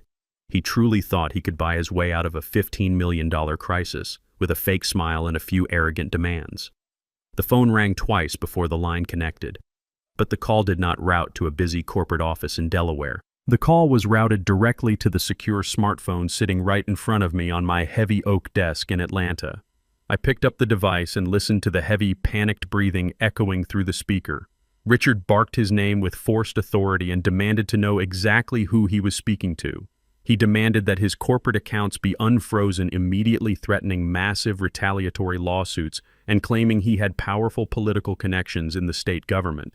He yelled that they had no right to freeze his assets without a formal hearing. I let him rant and scream for a full continuous minute. I let him completely exhaust his false authority and run out of breath. The silence on the secure line became heavy and terrifying. When I finally spoke, my voice was smooth, deep, and entirely devoid of any emotion. I asked him a very simple question. I asked Richard if the expensive drinks at the Piedmont Elite Country Club were refreshing. I asked him if he still felt comfortable using racial slurs against a black man now that his bank accounts were empty. The silence that instantly filled his boardroom was absolute and chilling. I could practically hear his heart stop beating through the phone. Richard recognized my steady voice immediately. The arrogant white knight who had promised to destroy my family just an hour ago was now suddenly paralyzed by the terrifying realization of his own utter vulnerability. Richard began to stammer heavily. His brain simply could not process the catastrophic reality of the situation. He asked me how this was even possible. He asked what kind of illegal trick I was playing on his family. I told him very clearly that there were no tricks. I explained that while he was busy pretending to be a billionaire aristocrat, I was busy legally purchasing his entire reality. I informed him that the Delaware hedge fund did not exist, and that I personally owned every single piece of toxic debt attached to his failing name. I told him that I owned the loans on his decaying trucks. I owned the mortgage on his corporate headquarters. And most importantly, I owned the deed to his precious ancestral mansion in Charleston. The realization completely broke him. His progressive mask, his aristocratic pride, his racist superiority, all of it crumbled into pathetic dust in a matter of seconds. He was completely at the mercy of the man he secretly despised. Richard started to beg. His voice cracked and whined like a beaten dog. He pleaded for a private meeting. He asked for a chance to sit down and discuss a reasonable payment plan like civilized men. I refused his request immediately. I told Richard that civilized men do not strike elderly women in the face, and they certainly do not call my son degrading names in a country club. I told him he lost the right to be treated with respect the moment he allowed his daughter to disrespect my wife. I did not raise my voice as I delivered the final devastating blow. I informed Richard that the original loan agreements he foolishly signed included a strict financial health clause. Because his company was now officially insolvent, I had the absolute legal right to call in the entire $15 million debt immediately. I issued a formal emergency margin call right there on the open phone line. I told Richard he had exactly 48 hours to wire $15 million in cash directly into my holding account. I promised him that if the money was not transferred in full by that exact deadline, I would execute a hostile corporate takeover without any hesitation. I swore that I would seize his logistics company, liquidate every single asset he possessed, and foreclose on the Charleston estate, leaving his entire arrogant family completely homeless. I hung up the phone, leaving Richard trapped in a silent room with his absolute destruction. The morning sun cast long, heavy shadows across the polished hardwood floor of my executive office. I stood by the floor-to-ceiling windows looking out over the sprawling city of Atlanta. The city was a machine of endless motion, and I owned a significant portion of the gears that kept it turning. My secure phone sat quietly on the center of my desk. Exactly 12 hours had passed since I issued the $15 million margin call that legally froze the entire financial existence of my new in-laws. I knew Richard would not wait the full 48 hours. Men who have spent their entire lives pretending to be powerful are always the first to break when real power is finally applied to their necks. Right on cue, the intercom on my desk buzzed with a soft chime. My executive assistant informed me that a man was standing in the lobby demanding to see me. She noted that he looked highly agitated and was refusing to leave until he spoke with the chairman. I instructed her to let him up, but I told her to make him wait in the elevator hall for exactly 20 minutes before opening the heavy glass doors to my private suite. I wanted the cold reality of his situation to sink deep into his bones.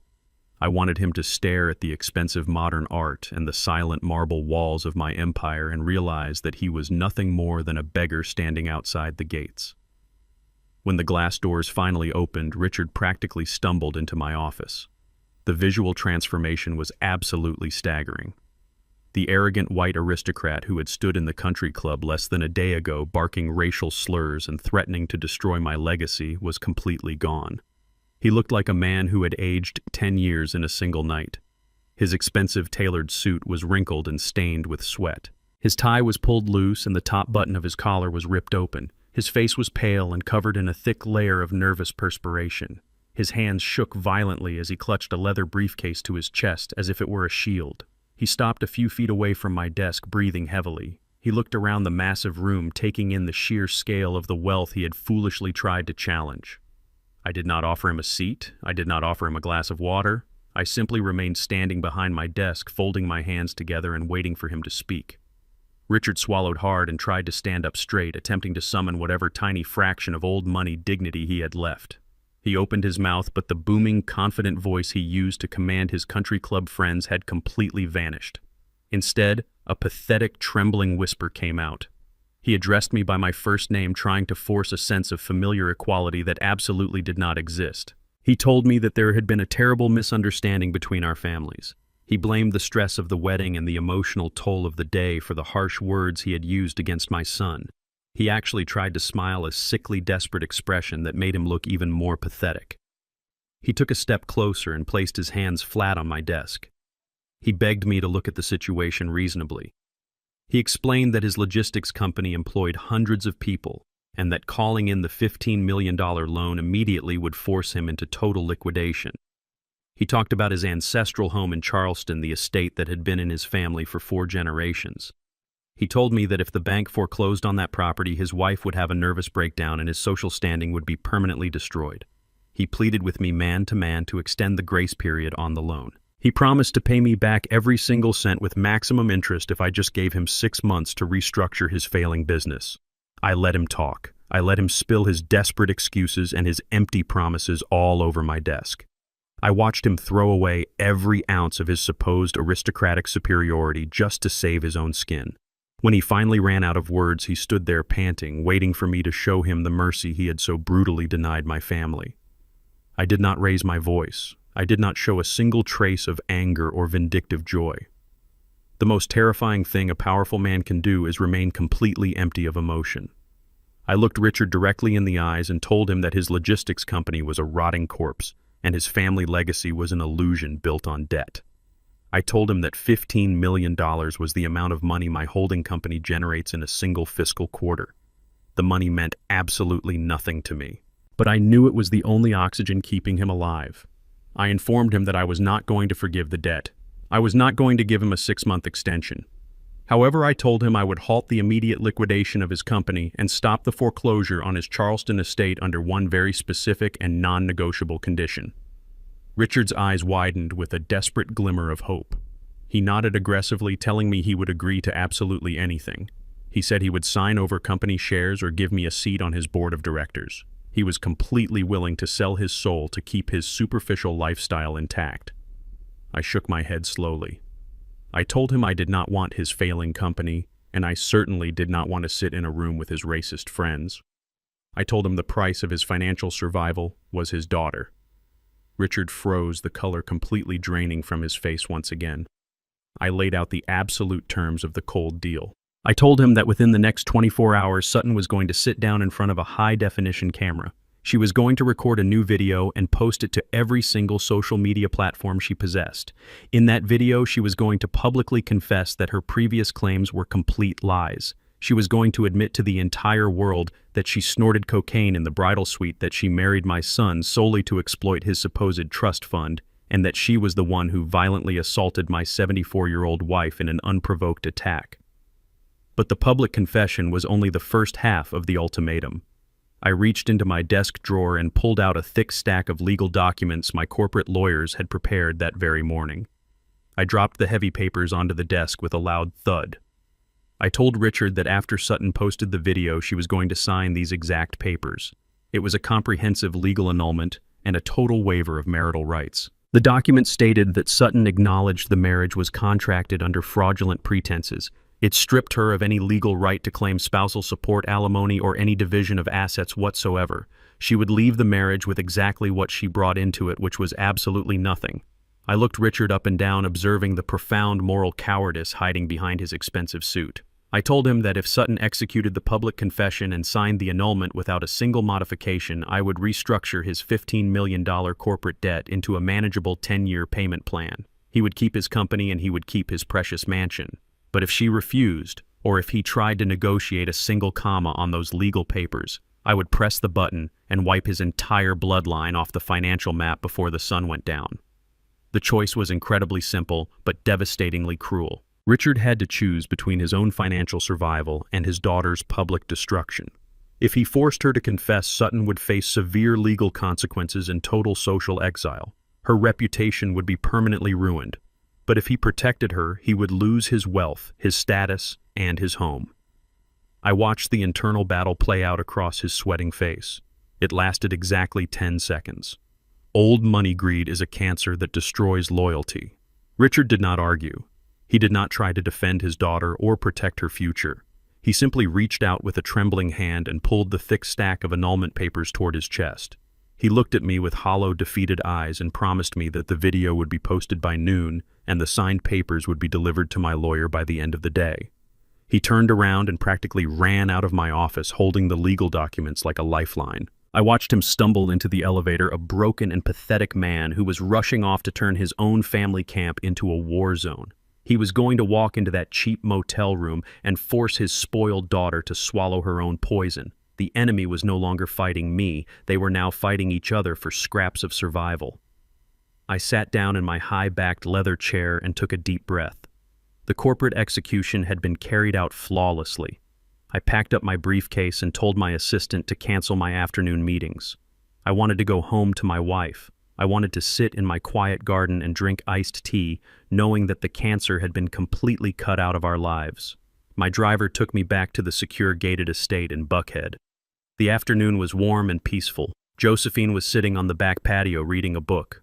Her cheek was still bandaged, but the stress had completely faded from her beautiful face. We sat together in comfortable silence, listening to the birds and watching the sun slowly begin to set. We thought the worst of the storm had passed. We thought the legal mechanisms I had set in motion were simply running their natural course. But just as the sky began to turn a deep shade of orange, the heavy iron gates at the front of our estate buzzed loudly. My head of security rushed out to the patio, his face tight with concern. He informed me that law enforcement had just arrived at the perimeter. I stood up, adjusting my suit jacket. I assumed Richard had done something incredibly foolish, like calling the police to report a financial crime or trying to claim extortion.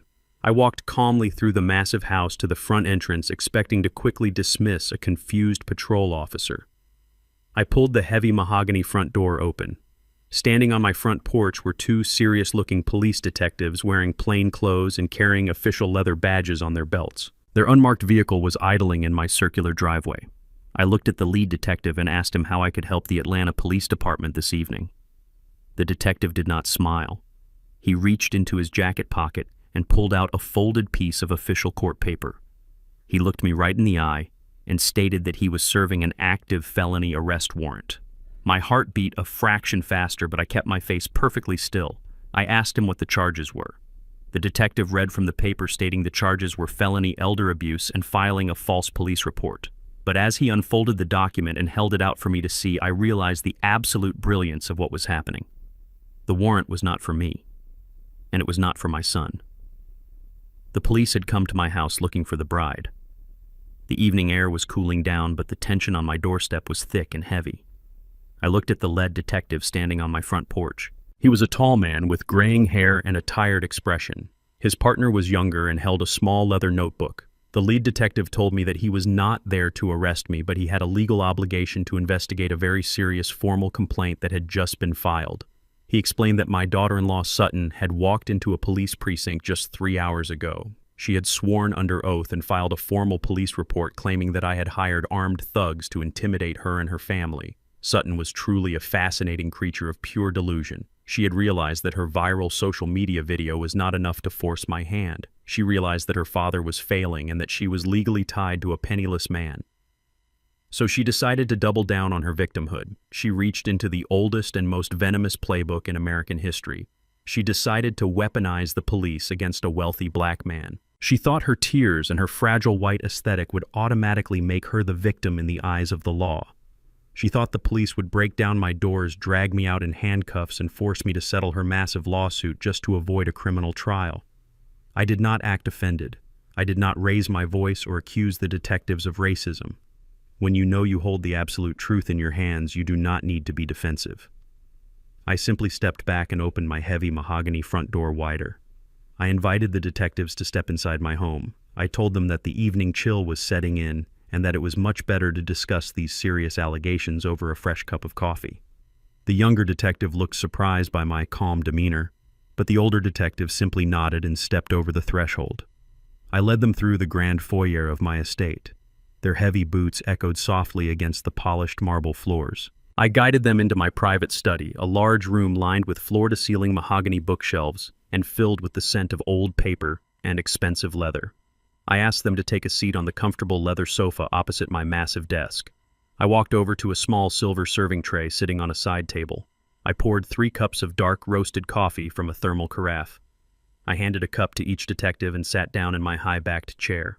I took a slow sip of my coffee and asked them to tell me exactly what my daughter-in-law had claimed. The older detective pulled a folded document from his jacket pocket. It was a copy of her sworn affidavit. He read it aloud. Sutton claimed that shortly after being forced out of the country club, she and Andre had returned to their cheap motel.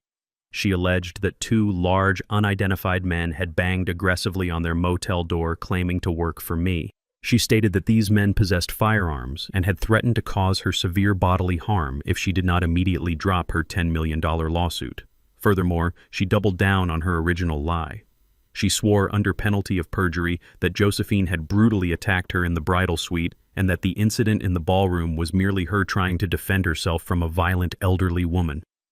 It was a brilliantly constructed lie designed to trigger an immediate and aggressive police response. She painted me as a mob boss and her as an innocent hostage. The younger detective watched my face closely, waiting for a reaction.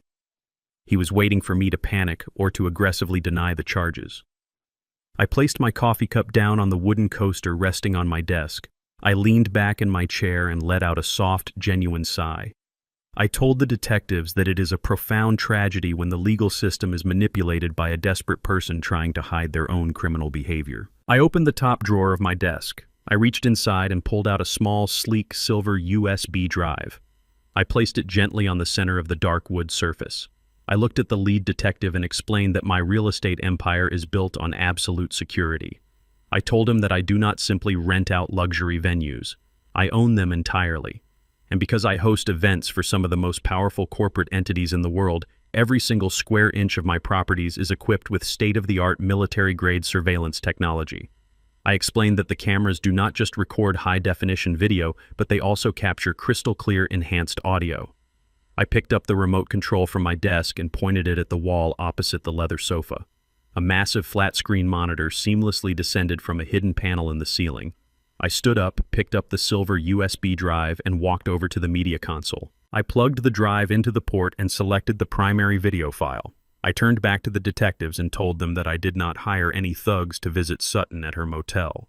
I explained that I had absolutely no reason to intimidate her because I already possessed everything necessary to send her to prison. I pressed play on the remote control. The massive screen flickered to life, displaying the raw 4K resolution footage from the luxury bridal suite. The quality was so pristine it looked like a high-budget cinema production. The detectives sat forward in their seats, their coffee cups completely forgotten. The video clearly showed Sutton sitting at the expensive vanity mirror surrounded by her bridesmaids. The enhanced audio picked up every single word. The detectives heard Sutton snorting cocaine through a rolled-up $100 bill. They heard her boastful, malicious laughter.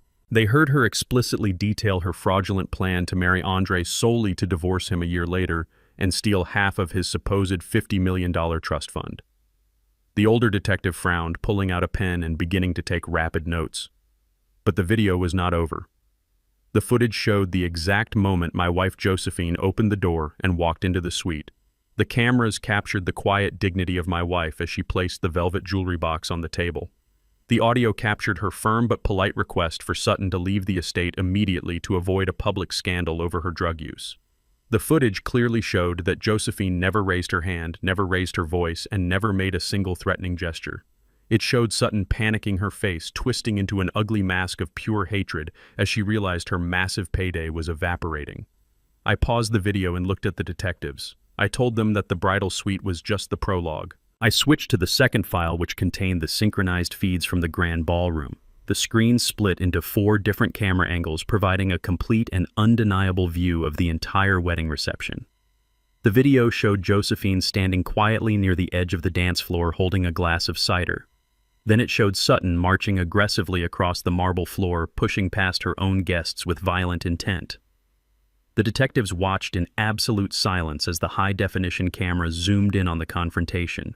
There was no ambiguity. There was no blurry movement or obstructed view.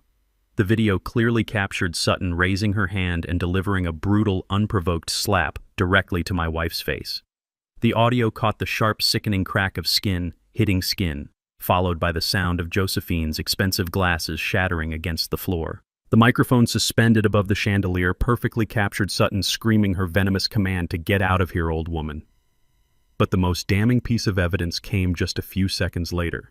As I was kneeling on the floor wiping the blood from my wife's cheek, the camera captured Sutton turning to her mother Evelyn at the VIP table. The enhanced audio isolated Sutton's voice over the panicked murmurs of the crowd.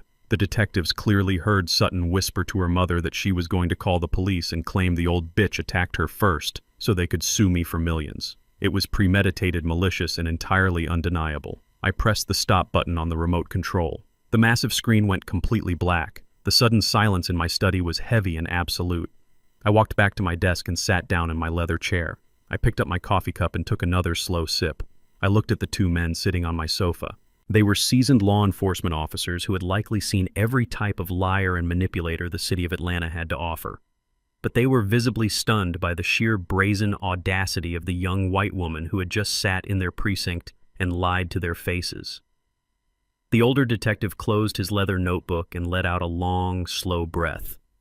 He rubbed the back of his neck and looked at the black screen. He knew exactly what he was looking at. He was looking at a slam-dunk felony conviction wrapped in a neat digital package. In the state of Georgia, filing a false police report is a serious crime. Perjury is a crime. Possession of a Schedule I narcotic is a crime. And unprovoked battery against a 74-year-old woman is a severe felony that carries mandatory prison time. Sutton had tried to use the police department as her personal weapon to terrorize my family. She had sworn under oath that I was a violent criminal. But all she had actually done was dig her own grave and invite the police to push her right into it. She had handed me the exact tool I needed to destroy her completely and legally. The lead detective stood up from the leather sofa. His demeanor had completely shifted. The subtle tension and suspicion he had carried into my home were entirely gone, replaced by a cold, professional determination. He looked at me and apologized for the intrusion. He formally requested to take the silver USB drive as official state evidence. I nodded and told him that he was more than welcome to keep it. The younger detective stood up beside his partner. He looked almost embarrassed that they had even entertained Sutton's ridiculous story. The lead detective reached down to his belt and pulled out his black police radio. He pressed the transmit button and called directly into his precinct dispatch.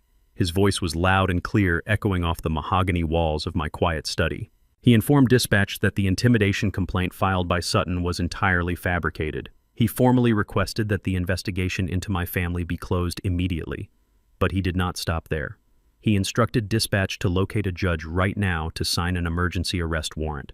The target of their investigation had just drastically changed, and the hunters were now heading straight for the motel. The wheels of justice move incredibly slow for the poor, but they move with terrifying speed when a billionaire provides high-definition evidence of a felony. Just 20 minutes after the detectives walked out of my quiet study, an emergency arrest warrant was signed by a district court judge. The hunters were dispatched immediately. But Sutton was not hiding in her cheap motel room. She was entirely incapable of laying low. Her extreme narcissism required a constant audience to validate her delusions. She had taken a ride-share back to the Piedmont Elite Country Club, the very same place where her bankrupt father had threatened my son just a day earlier. It was the absolute peak of the lunch hour. The private outdoor dining terrace was packed to capacity, with wealthy socialites drinking expensive champagne and picking at tiny portions of gourmet food. Sutton was sitting at a premium shaded table surrounded by her high society friends. She was holding court. She was playing the role of the traumatized bride to absolute perfection. She wiped fake tears from her eyes as she recounted the horrific lies she had sworn to in her formal police report. She told her friends that my wife was a violent monster who had attacked her out of pure jealousy. She told them that I was a dangerous mafia boss who had sent armed thugs to terrorize her in the middle of the night. Her friends gasped and patted her hand, offering their empty sympathies and validating her racist delusions. Sutton was basking in the golden glow of their attention. She truly believed that at that very moment police officers were kicking down the heavy doors of my estate to drag me away in handcuffs. She took a slow sip of her mimosa, feeling completely untouchable and entirely superior to my family. She did not notice the heavy silence that suddenly began spreading across the dining terrace. The quiet clinking of expensive silverware and the soft hum of classical music abruptly stopped. Two plainclothes police detectives walked right through the grand mahogany doors of the clubhouse and stepped out onto the sunlit terrace. They did not stop at the host stand to check in. They did not ask for permission to enter the private club. They walked with the heavy, undeniable authority of the law. The wealthy patrons stared in absolute shock. The presence of law enforcement in their exclusive sanctuary was an incredibly rare and highly offensive sight. The older detective scanned the tables until his sharp eyes locked onto Sutton. He and his partner walked directly toward her table, their heavy boots thudding loudly against the polished stone floor. Sutton finally noticed them approaching. A massive, triumphant smile spread across her perfectly made-up face. She put down her crystal glass and stood up, smoothing the wrinkles from her designer dress. She looked at her friends with the incredibly smug expression, assuming the detectives had come to personally deliver the good news of my arrest to her table. She extended her hand, playing the role of the gracious, grateful victim. She thanked the officers for coming so quickly and asked them if the dangerous old man was finally in custody. The older detective did not take her hand. He did not smile. He stopped exactly 2 feet away from her and looked her right in the eye with absolute disgust. He asked her to confirm her full legal name. Sutton frowned, slightly confused by his cold professional tone, but she proudly stated her name, expecting to be treated like royalty. The detective nodded slowly. He reached down and unclipped the heavy, solid metal handcuffs from his leather belt. The loud metallic clack echoed across the completely silent dining terrace. The detective did not lower his voice to spare her fragile feelings. He spoke loudly and clearly, ensuring that every single wealthy aristocrat on that terrace heard exactly what he had to say. He told Sutton that she was under arrest. He listed the charges one by one, letting the heavy words hang in the warm air. Felony elder abuse, filing a false police report, perjury, possession of a Schedule I narcotic. The smug, triumphant smile completely vanished from Sutton's face, replaced by a look of sheer, unadulterated terror. Her wealthy friends gasped and pushed their heavy chairs back, physically distancing themselves from her as if she had a contagious disease. Sutton began to stammer rapidly, shaking her head and waving her manicured hands. She told the detectives there was a terrible mistake. She reminded them of her sworn statement claiming she was the real victim in this nightmare. The younger detective stepped forward and grabbed her left wrist tightly. He told her there was no mistake and that they had already watched the high-definition 4K security footage from the bridal suite and the grand ballroom. That single sentence broke her completely. She realized the raw, unedited truth was now in the hands of the police, and her elaborate web of lies had entirely collapsed. The elegant, sophisticated Southern belle completely evaporated into thin air. Sutton began to scream. It was not a delicate cry for help. It was the harsh, ugly shriek of a cornered rat realizing the steel trap had finally snapped shut over its neck. She tried to pull her arm away, but the detective easily overpowered her. He twisted her arms roughly behind her back and locked the cold steel handcuffs tightly around her wrists. The older detective began reading her Miranda rights in a loud, booming voice. "You have the right to remain silent." But Sutton was entirely incapable of remaining silent. She thrashed wildly, kicking her expensive heels against the stone floor. She screamed for her father to save her. She screamed for her friends to do something, to call their expensive lawyers to stop this absolute madness. But her friends just sat there staring at her in absolute shock and disgust. Nobody wanted to be associated with a hysterical woman who assaulted the elderly, snorted cocaine, and lied to the police. The detectives did not show an ounce of pity for her wealthy background. They grabbed her firmly by the arms and forcefully marched her through the exact center of the dining terrace. It was the ultimate public humiliation designed to strip away her fake prestige.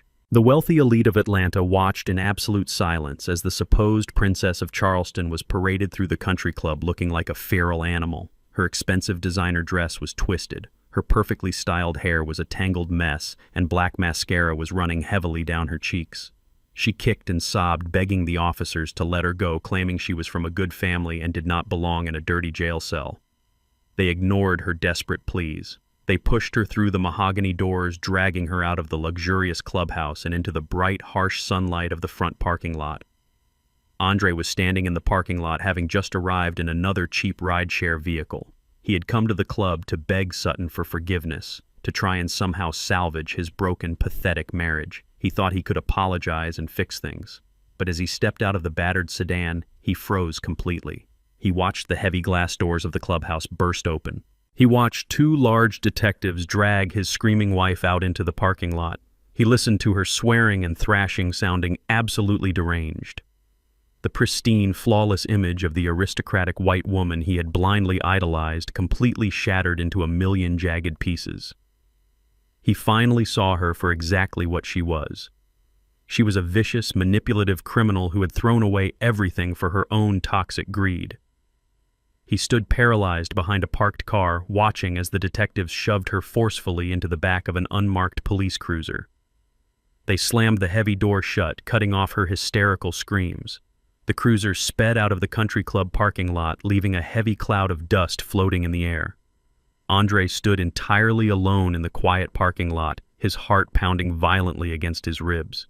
His entire world had been completely dismantled in less than 24 hours. He slowly walked toward the entrance of the clubhouse, not knowing what to do or where to go next. As he approached the wide stone steps, one of Sutton's wealthy friends walked out the door looking deeply uncomfortable. The woman was holding Sutton's expensive leather designer purse, which had been left behind on the dining chair during the chaotic, violent arrest. The woman shoved the purse hard into Andre's chest without saying a single word and quickly walked away, avoiding his gaze entirely. Andre stood there holding the heavy leather bag. He looked down at it, feeling completely hollow and defeated. The purse was completely unzipped. Sitting right on top of her expensive makeup was Sutton's smartphone. The screen suddenly lit up with an incoming message notification. Because she had been actively texting her friends when the police arrived, the phone had not locked. It was completely open and vulnerable. Andre stared at the glowing screen. The message on the display was from a man he did not recognize. His fingers trembled slightly as he reached into the purse and pulled the unlocked device out into the bright sunlight. Andre stood completely alone in the sweltering heat of the country club parking lot, holding the heavy designer purse. The luxurious world he thought he belonged to was moving on without him. Wealthy patrons were walking to their expensive cars, completely ignoring the broken man standing on the asphalt. He looked down at the glowing screen of Sutton's unlocked smartphone. His hands were shaking so violently, he almost dropped the device. He needed to get away from the staring eyes of the valet drivers and the whispering country club staff. Having absolutely no money for another rideshare, he swallowed the last tiny fraction of his pride and dialed a number he had not called in over 2 years. He called Marcus, an old college roommate. Marcus was a man Andre had completely cut out of his life because Sutton had deemed him too working class and too black to fit into their carefully curated high society aesthetic. 20 agonizing minutes later, a beat-up silver Honda pulled into the pristine circular driveway of the club. Its engine sputtered loudly and the front bumper was heavily dented. It was a massive eyesore against the backdrop of imported luxury vehicles. Andre opened the passenger door and collapsed into the worn fabric seat. Marcus did not ask any questions. He took one look at Andre's ruined tailored suit and the hollow, devastated expression on his face, and simply put the car in drive. As they pulled out of the elite neighborhood and headed toward the busy downtown connector, Andre looked down at the phone in his hands. The device was still completely unlocked. The notification that had caught his eye was a message from an unsaved number. Andre opened the messaging application and his eyes immediately locked onto a long thread of conversations. There was no name attached to the contact, but there was a profile picture. It was a handsome, wealthy-looking white man holding a glass of whiskey on a yacht. Andre recognized him instantly. It was Spencer, one of the groomsmen from the wedding. Spencer was a man who came from the same bankrupt aristocratic circle as Sutton's family. He was the man Sutton had always claimed was just a close childhood friend. Andre clicked on the conversation thread. He started to read the messages. The words glowing on the bright digital screen were sharp and incredibly violent. They cut through the thick, suffocating air of the hot car like a razor blade. Andre scrolled up reading messages that had been sent just hours before the wedding ceremony. He read messages that had been sent during their supposed romantic dinners over the past 6 months. He read every single toxic secret his new wife had been hiding behind her flawless smile. Sutton did not love him. She had never loved him for a single second. Her messages to Spencer were filled with absolute pure disgust for Andre and for my entire family. She referred to Andre as a pathetic, obedient dog. She typed that she could barely stand to let him touch her, but she had to play the part to secure the bag. She laughed in her messages about how incredibly naive Andre was, how he believed every single lie she told him simply because she had blonde hair and a prestigious last name. She mocked the way he dressed, the way he spoke, and the desperate way he craved the approval of her racist parents. But the insults were not even the most devastating part of the digital archive. As Andre scrolled further back, he discovered the exact blueprint of her malicious financial conspiracy. Sutton and Spencer had planned the entire marriage together. Spencer had recommended a shady corporate lawyer who specialized in exploiting wealthy trust funds. Sutton explained the plan in explicit detail across dozens of text messages. She wrote that she only needed to endure being married to the stupid black heir for exactly 6 months. She detailed how she would use the prenuptial agreement loophole and the state community property laws to trigger a massive divorce settlement. She bragged to her lover that she was going to walk away with $25 million in tax-free cash. She promised Spencer that as soon as the ink was dry on the divorce papers, she would buy them a villa in the south of France and they would never have to work a single day in their lives. She even sent Spencer a picture of herself trying on her custom wedding dress with a caption that read, "Putting on my work uniform to go rob the bank." Sitting in the passenger seat of that beat-up Honda, my son finally experienced a total psychological collapse. His breathing became incredibly shallow and erratic. His chest heaved as if he were suffocating. The reality of his absolute stupidity crashed down upon him with the weight of a collapsing building. He stared out the window at the passing city streets, but he could not see anything through the heavy tears that finally began to fall from his eyes. He realized in that agonizing moment that everything he had thrown away was for an absolute mirage. A reel of devastating memories began to play rapidly in his mind. He remembered the exact moment in the grand ballroom when Sutton raised her hand and struck his mother. He remembered looking down at his expensive shoes while Josephine bled on the marble floor. He had chosen to protect his wife because he believed she represented his golden ticket to high society acceptance. He had traded the unconditional love of the parents who built a massive empire for him, all for a woman who viewed him as nothing more than a naive, disposable payday. He remembered the countless times I had tried to warn him. He remembered the nights I sat him down in my study trying to teach him about the ruthless nature of the real estate business and the dangerous people who only pretend to be your friend when you have money. I had spent 28 years trying to build a fortress around him to protect him from the very predators he had eagerly invited into our home. And he had repaid my lifelong dedication by publicly humiliating us by defending a violent racist, and by spitting on the legacy I poured my blood and sweat into creating. The crushing guilt and profound shame were almost too much for his physical body to handle. He dropped the smartphone onto the floorboard of the car, unable to look at the hateful words for another second. He bent over, burying his face in his hands, letting out a loud, agonizing sob that echoed through the small enclosed space of the vehicle. His friend Marcus kept his eyes on the road, gripping the steering wheel tightly, giving Andre the silent space to completely fall apart. There was no comfort to be offered. There was no silver lining. Andre was a man who had burned down his own castle just to please a woman who was holding the match. He had lost his $50 million trust fund. He had lost his luxury penthouse. He had lost his corporate credit cards and his prestigious status in the local elite social circles. But none of those financial losses compared to the true tragedy of his situation. He had lost his father and his mother. He had permanently severed the only genuine bond of love and protection he had ever known. He was completely alone in the world, a penniless man chained to a disgraced criminal who was currently sitting in a jail cell. As Andre wept in the passenger seat, the heavy, suffocating humidity of the Atlanta afternoon finally broke. The sky above the city began to darken rapidly. Massive charcoal gray clouds rolled in, blocking out the warm sunshine and casting a dark, ominous shadow over the entire skyline.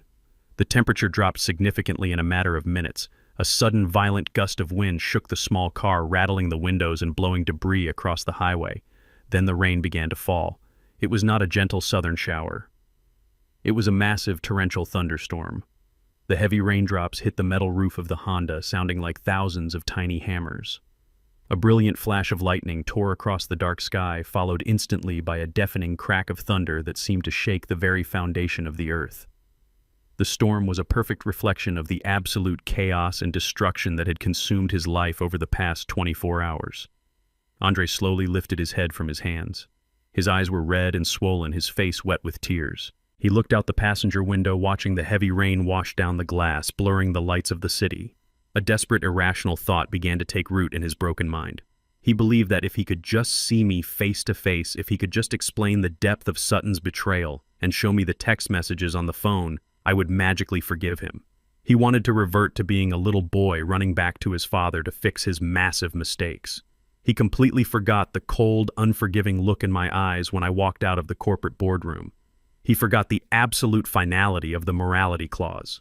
He wiped his face with the back of his trembling hand and sat up straight in the seat. He turned to Marcus. His voice was hoarse and broken, barely audible over the sound of the pouring rain and the roaring engine of the old car. He told his friend to change directions. He told Marcus to get off the downtown connector and head north. He gave him the exact address of my private gated estate in Buckhead. Marcus looked at him with deep concern, warning him that showing up unannounced in the middle of a massive thunderstorm after everything that had happened was a terrible idea. But Andre refused to listen. He pleaded with his friend, telling him it was a matter of life and death. He needed to go home. He needed to stand in front of the man he had betrayed and beg for a salvation that no longer existed. The beat-up silver Honda took the next exit, its tires slipping slightly on the wet asphalt, and drove directly into the heart of the raging storm, heading straight for my iron gates. The torrential thunderstorm that had swallowed the city of Atlanta was showing no signs of stopping. The heavy, relentless rain battered the slate roof of my Buckhead estate, sounding like a continuous rolling drumbeat. Jagged forks of bright lightning flashed across the dark evening sky, violently illuminating the towering ancient oak trees that surrounded my massive property. At the end of my long, winding cobblestone driveway stood the heavy, wrought iron gates. They were a towering physical barrier specifically designed to separate my peaceful sanctuary from the chaotic and demanding world outside. I was sitting in my dimly lit study, listening to the violent storm rattle the thick glass windows, when the primary security monitor on my massive mahogany desk suddenly flared to life. The hidden motion sensors at the front gate had been triggered by an approaching vehicle. I leaned forward in my high-backed leather chair and looked closely at the high-definition screen. I watched a battered silver sedan slowly pull up and stop just inches away from the heavy black iron bars. The passenger door opened and a figure stepped out into the freezing, blinding downpour. It was Andre. He did not have an umbrella or a heavy coat to protect himself from the elements.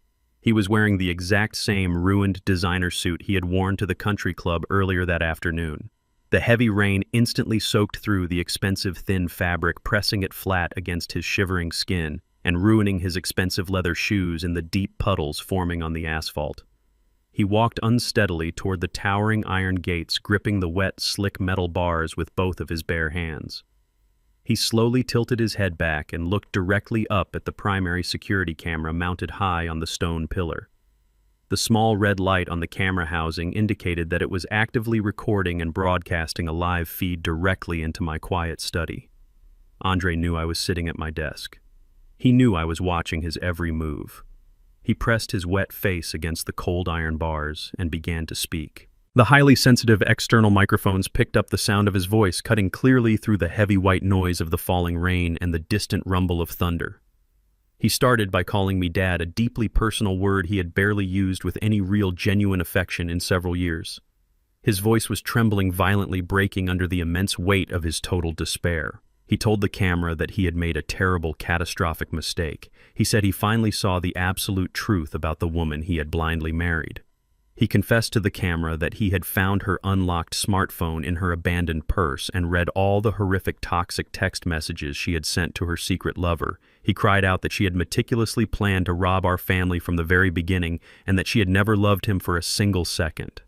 The heavy tears streaming down his face mixed completely with the freezing rain, washing away the last remnants of his arrogant pride. He dropped heavily to his knees on the wet, rough asphalt, but he kept his hands locked tightly around the thick iron bars, refusing to let go. He began to beg for forgiveness, pleading with me to press the button to open the gates and let him inside the warm, secure house. He desperately wanted to come inside and be comforted like a frightened child. He wanted me to magically fix the massive financial and social disaster he had foolishly brought upon himself. He screamed loudly into the raging storm, claiming that he was totally brainwashed by Sutton and her racist, bankrupt family. He claimed they had masterfully manipulated him and made him feel deeply insecure about his own background, so he desperately tried to blindly please them to gain their elite social acceptance. He sobbed loudly, telling the unblinking camera that he was so incredibly sorry for what had happened in the grand ballroom. He swore on his life that he was simply paralyzed by sudden shock and did not know what to do when his wife violently slapped his mother. He begged for a second chance, promising over and over that he would sign the annulment papers immediately and do whatever grueling work it took to eventually earn back my respect. He sounded exactly like a terrified little boy who had accidentally broken a window and was terrified of his father's discipline. But he was not a little boy making an innocent mistake. He was a 28-year-old grown man who had made a conscious active choice to stand in complete silence and watch his mother bleed onto a marble floor. I sat in my quiet study, completely motionless, watching my only son fall entirely apart on the glowing digital screen. The quiet, comforting warmth of my room was an incredibly harsh contrast to the freezing, violent storm raging just beyond my walls. The dark mahogany bookshelves and the soft golden light of the desk lamp felt like an impenetrable fortress.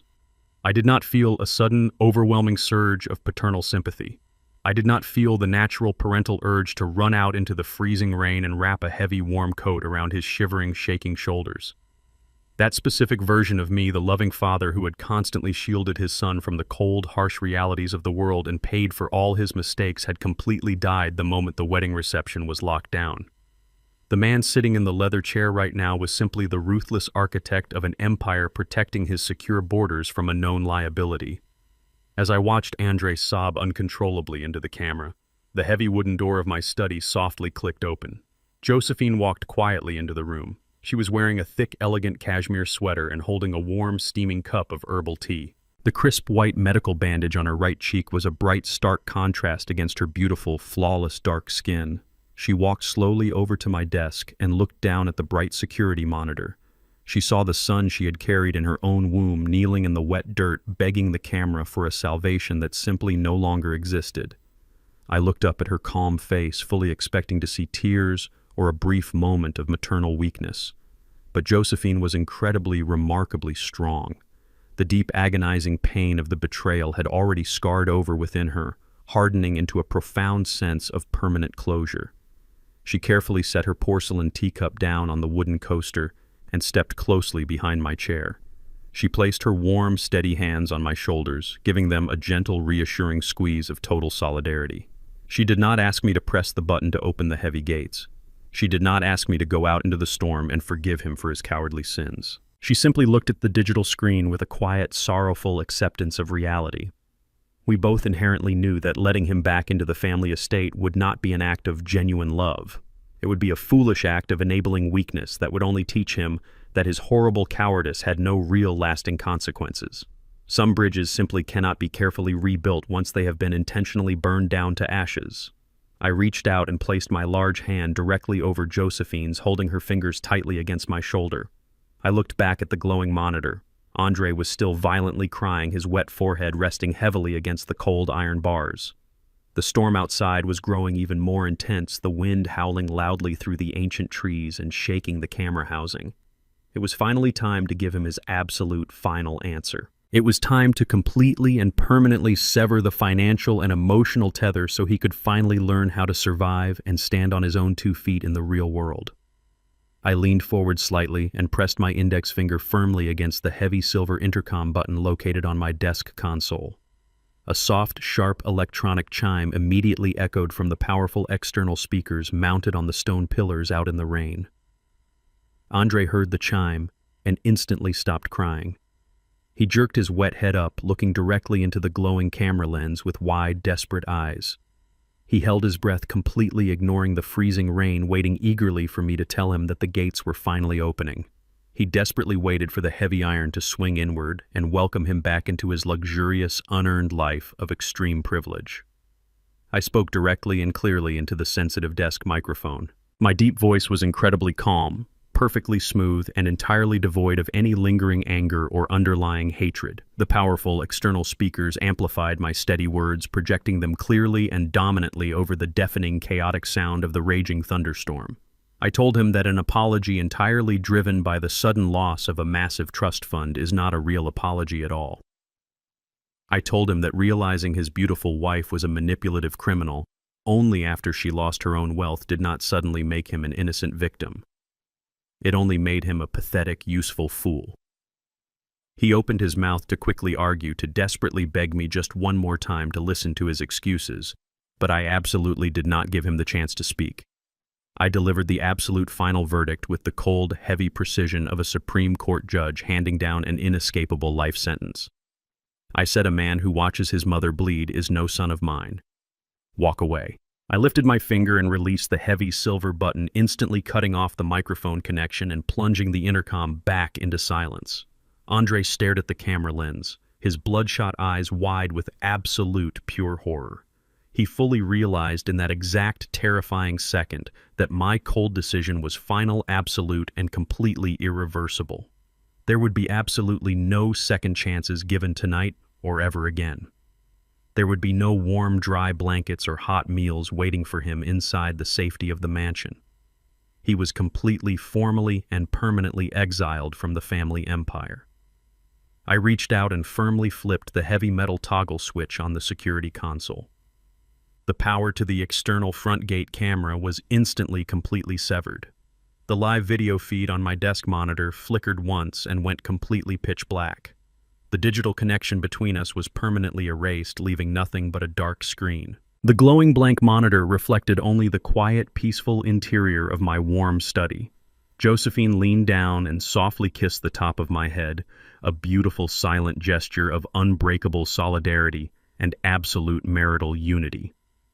I turned the monitor power off completely, plunging that section of the desk into a soft, peaceful shadow.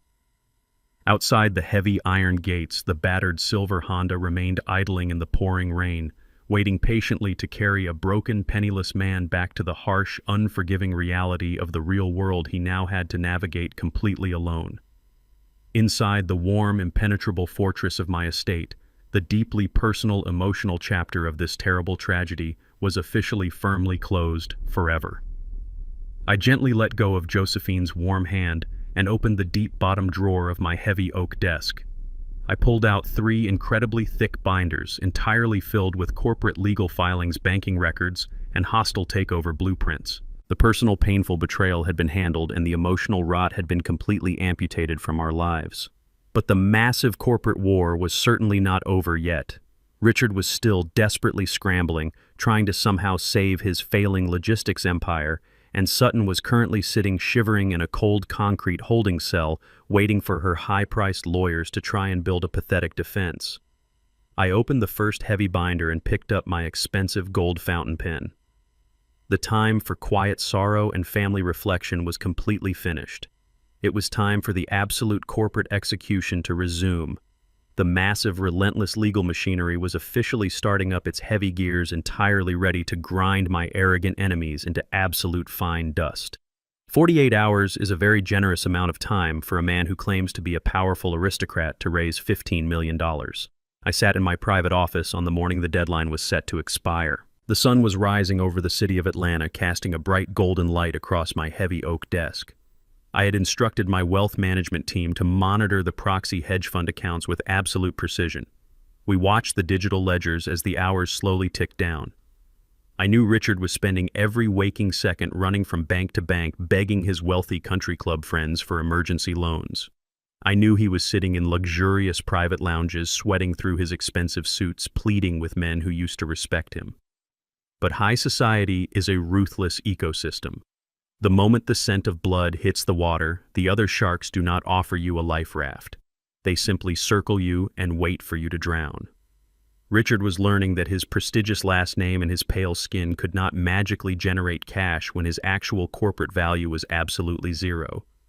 His friends smiled politely and offered him their deepest sympathies, but they kept their checkbooks completely closed. At exactly noon, the deadline officially expired. The digital ledger on my secure monitor remained completely blank. Not a single dollar had been transferred. The silence in my office was incredibly peaceful. It was the quiet sound of a trap snapping entirely shut. I did not pick up the phone to call him. I did not ask my assistant to send a friendly reminder. I simply authorized my lead corporate lawyer, Mr. Caldwell, to initiate the immediate hostile takeover. The legal machinery I had built over 40 years of cutthroat real estate deals roared to life with terrifying efficiency. Within 60 minutes, a fleet of black corporate vehicles pulled up to the front entrance of Richard's failing logistics headquarters in Charleston.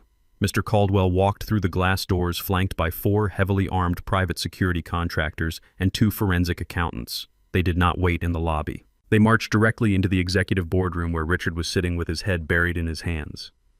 Caldwell placed the formal foreclosure documents directly on the table. The papers legally transferred total ownership of the company, the commercial fleet, and the massive supply warehouses directly to my proxy holding firm.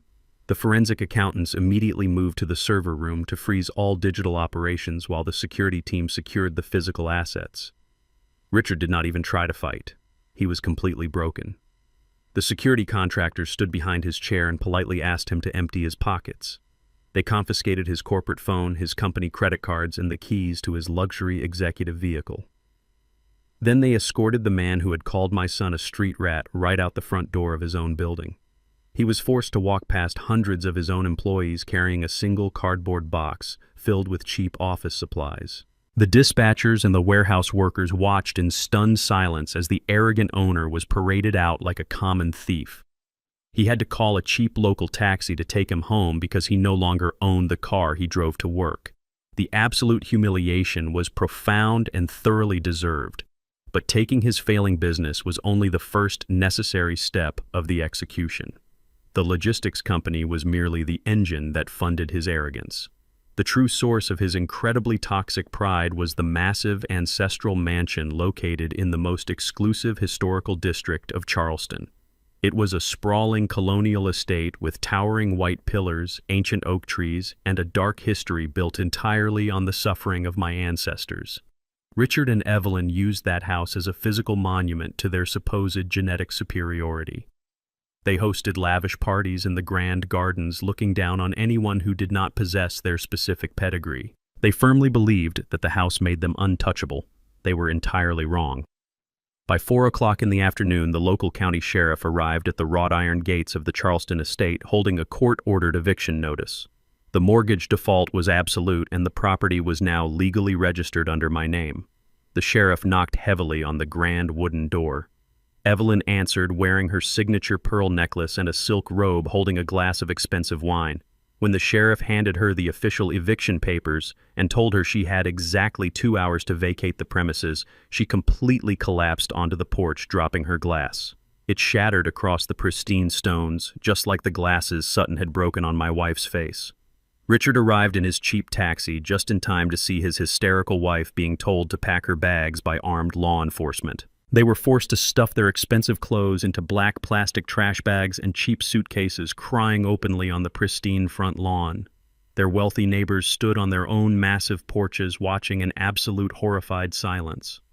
Nobody came over to help them carry their bags. The old money aristocrats were officially homeless, standing on the sidewalk waiting for another taxi. I had absolutely no intention of keeping that cursed house. I did not want to sleep in the same rooms where generations of arrogant racists had lived. I did not want to sell the property to another wealthy white family who would simply continue the toxic cycle of historical exclusion. I wanted to completely eradicate the legacy of Richard's family from the face of the earth.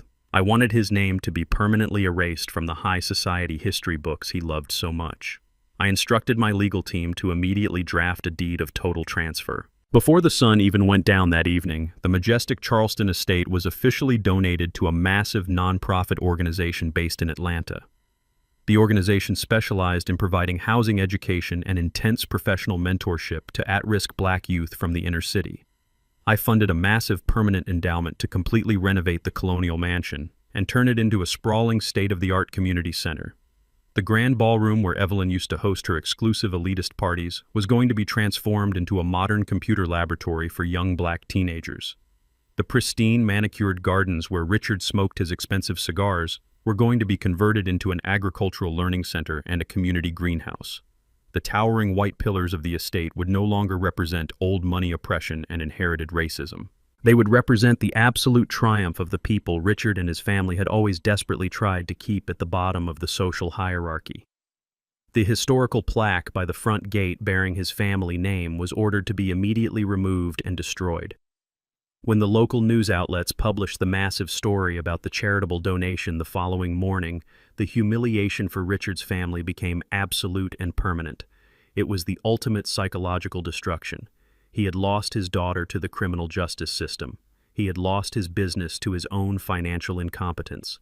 And now the historic mansion his family had ruthlessly protected for over a century was going to be filled with the joyful laughter of the very same children he had always despised. He could not fight back.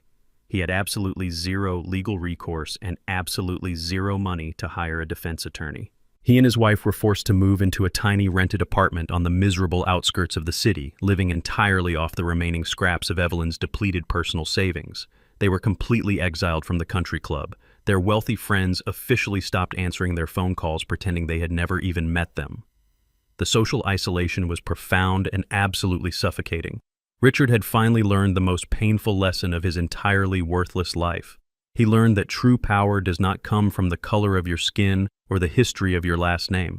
True power comes from the absolute quiet ability to completely dismantle your enemies without ever having to raise your voice. The corporate execution was executed flawlessly, leaving absolutely no financial survivors in its wake. Every single threat he had made in the country club had been systematically reversed and forced down his own throat. He was a ghost haunting a city he used to rule. The financial war was officially over, and my massive real estate empire was more secure than ever before. I sat in my warm garden with Josephine, drinking iced tea and enjoying the profound peace that comes from total victory. We had successfully protected our legacy from the toxic parasites who tried to drain it. But the legal machinery of the state of Georgia was still slowly grinding forward. While Richard and Evelyn were busy learning how to survive in a tiny apartment, their daughter was experiencing a much darker reality. Sutton had spent the last several weeks sitting in a cold, damp concrete holding cell entirely stripped of her designer dresses and her expensive makeup. She had exhausted all her manipulative tears and realized that no white knight was coming to save her. I placed my glass of iced tea down on the patio table when my secure tablet chimed with a high-priority notification from the district attorney office. The grand jury had officially returned a massive multi-count felony indictment. The notification contained the formal schedule for the upcoming legal proceedings. It was the official subpoena requesting my wife to appear as the primary witness. The corporate bloodbath had completely concluded, but the criminal trial for the arrogant bride was just about to begin. The heavy wooden doors of courtroom number 4 in the Fulton County Courthouse swung open. It had been exactly 3 months since the disastrous wedding reception. The crisp autumn air outside was a sharp contrast to the stale, suffocating atmosphere of the criminal justice building. I walked into the courtroom with my beautiful wife Josephine holding her arm gently as we took our seats in the front row directly behind the prosecutor's table. I looked across the center aisle at the defense table. Sutton was sitting there, and the physical transformation was absolutely shocking. The arrogant, glowing bride who had demanded $50 million in a glass boardroom was completely gone. She looked incredibly pale and dangerously thin. She was not wearing custom silk or designer heels. Because her father was entirely bankrupt and she was legally cut off from my family wealth, she could not afford a private defense attorney. She was sitting next to an overworked public defender wearing a cheap, poorly fitted gray suit that someone had likely purchased from a discount store just for the trial.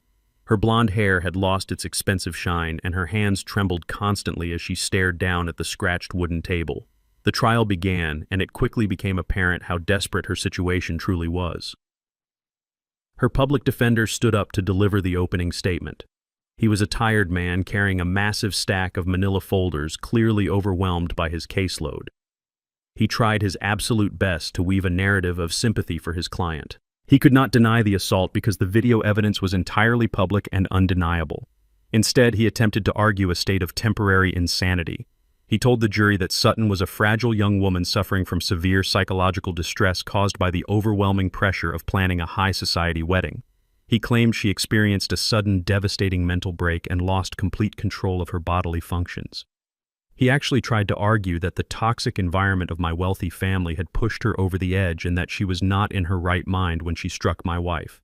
It was a pathetic, insulting defense that completely stripped away whatever tiny shred of dignity she had left. Sutton sat there listening to her own lawyer call her mentally unstable, and she could not do absolutely anything to stop him. The prosecutor, a sharp, incredibly focused woman, called Josephine to the witness stand. The entire courtroom fell absolutely silent as my wife stood up. Josephine was wearing a tailored navy blue suit with a single elegant pearl necklace. She walked to the witness box with the unbreakable grace of a queen stepping up to her throne. She did not look like a frail, elderly victim. She looked like a woman of immense power and absolute undeniable truth. She raised her right hand and swore the oath, her voice echoing clearly through the high-ceilinged room. The prosecutor began the direct examination, gently asking Josephine to describe the events of that evening. Josephine did not cry. She did not let her voice tremble or break. She did not perform for the jury like a cheap actor. She simply looked directly at the 12 men and women in the jury box and told them exactly what happened. She spoke about walking into the bridal suite to deliver a family heirloom. She spoke about finding Sutton snorting cocaine and listening to her brag about a fraudulent plan to steal my son's trust fund. Sutton shifted uncomfortably in her chair, her face turning a bright burning red, as her deepest, most toxic secrets were exposed in a public court of law. Then the prosecutor asked Josephine to describe the physical altercation in the grand ballroom. Josephine recounted the moment with devastating articulation. She explained how she approached Sutton quietly to ask her to leave the premises without causing a public scene. She described how Sutton turned around with absolute malicious intent and delivered a full-force blow to the side of her face. Josephine did not exaggerate the pain. She simply stated the medical facts. The prosecutor approached the bench and submitted the official medical records from Emory University Hospital into evidence. The documents were projected onto a large screen for the jury to read. The emergency room doctor had formally diagnosed Josephine with a severely ruptured right eardrum caused by the sheer blunt force of Sutton's heavy diamond engagement ring. The injury had resulted in a permanent 20% loss of hearing in that ear. The charge of felony elder abuse was no longer just about a simple slap on the cheek. It was now about permanent physical mutilation inflicted upon a senior citizen. The jury members looked at the medical documents and then looked over at Sutton with expressions of pure, absolute disgust. The ultimate weapon was still waiting to be deployed. The prosecutor asked the judge for permission to play the primary exhibit. The lights in the courtroom were dimmed. The massive flat-screen television mounted on the wall flickered to life. I had provided the prosecution with the exact same 4K resolution security footage I had shown the detectives in my private study. The jury watched the pristine, unedited video of the assault. They watched Sutton's face twist into an ugly mask of hatred as she struck my wife. They heard the sickening crack of the impact through the high-quality courtroom speakers. And most importantly, they heard the enhanced audio of Sutton whispering to her mother immediately after the attack. They heard her explicitly state her premeditated plan to lie to the police to claim self-defense and to sue my family for millions of dollars. The temporary insanity defense her public defender had tried to build was instantly completely destroyed. You cannot claim a sudden mental break when you are simultaneously calculating a massive million-dollar lawsuit and whispering a fraudulent legal strategy to your mother. The video proved beyond any reasonable doubt that Sutton was completely lucid, entirely malicious, and absolutely guilty. The public defender stood up for the cross-examination, but he looked like a man walking to his own execution. He had absolutely nothing to work with. He tried to ask Josephine a few mild questions, attempting to rattle her composure or find a tiny inconsistency in her timeline. He asked if she had perhaps spoken to Sutton in a threatening tone before the strike occurred. Josephine looked at the tired lawyer with a calm, steady gaze. She replied that the truth does not require a threatening tone and that she merely asked a trespasser to leave her property. The lawyer swallowed hard, nodded his head, and sat back down without asking another single question. He knew that pressing an elegant, composed elderly woman who had just had her eardrum ruptured on camera would only make the jury hate his client even more. Before the closing arguments began, the judge called for a brief 15-minute recess. The courtroom slowly emptied out as people stretched their legs and walked into the hallway. I remained seated next to Josephine, holding her hand. I watched Sutton sit completely alone at the defense table. Her public defender had walked out to grab a cup of cheap coffee, leaving her entirely unsupervised. She slowly turned her head and looked back at the wooden benches designated for the public and the family members. The benches directly behind her were completely empty. She looked for her father, hoping he would walk through the doors with his expensive suit and his arrogant swagger to somehow fix this nightmare. She looked for her mother, hoping to see the comforting pearl necklace and the fake aristocratic smile. She even looked for Andre, the pathetic boy she had so viciously manipulated and destroyed. But nobody came for her. The chilling realization of her absolute, total isolation finally washed over her pale face.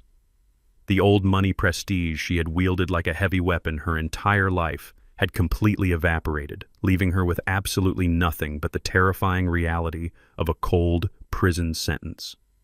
She turned back around and stared at the empty judge's bench, a completely broken woman waiting for the final blow to fall.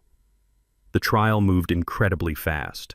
The prosecution rested their case and the defense had absolutely no witnesses to call.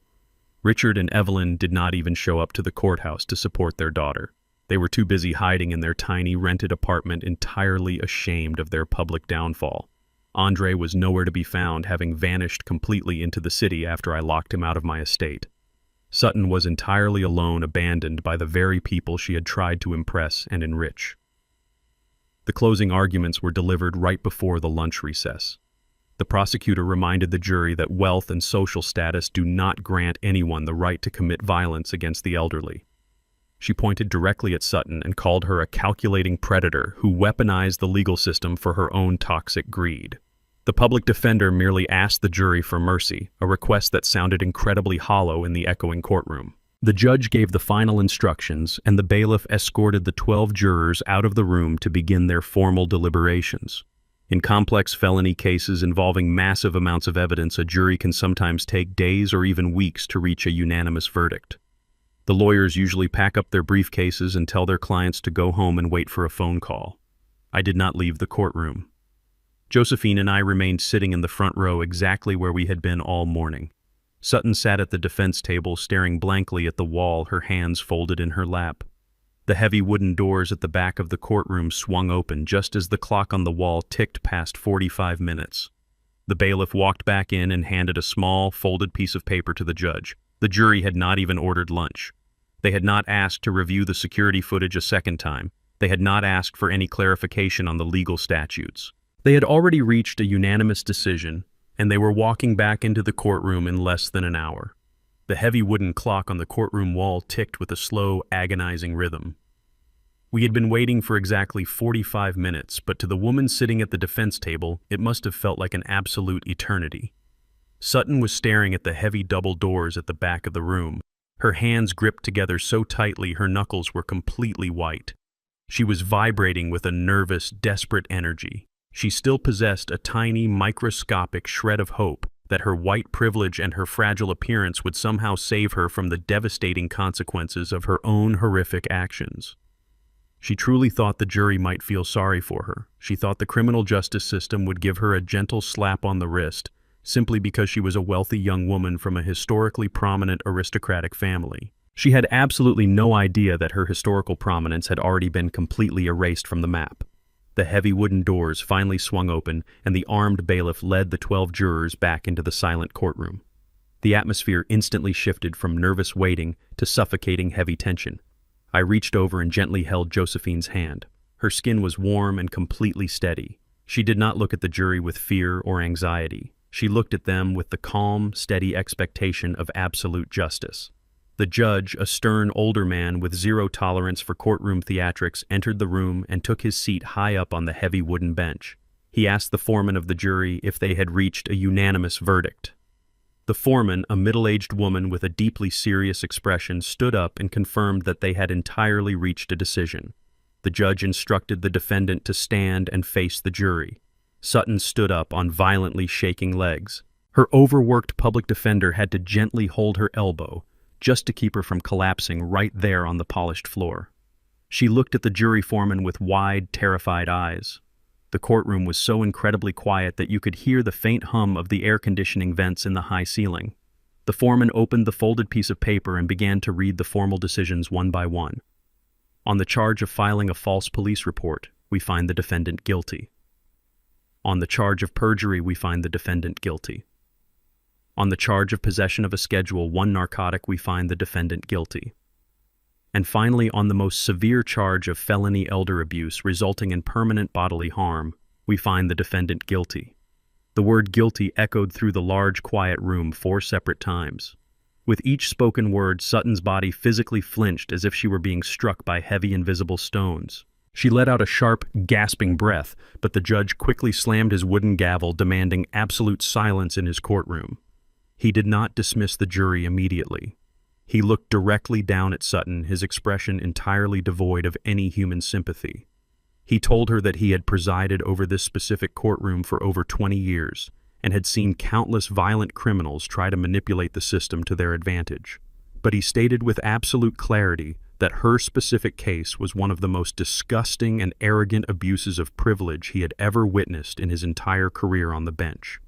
He told her that she had intentionally tried to weaponize the local police department against an innocent elderly black woman simply to secure a massive financial payout for her own selfish, toxic greed. The judge did not mince his words. He told Sutton that a civilized society is built on the fundamental principle that our elderly citizens deserve ultimate respect and absolute protection.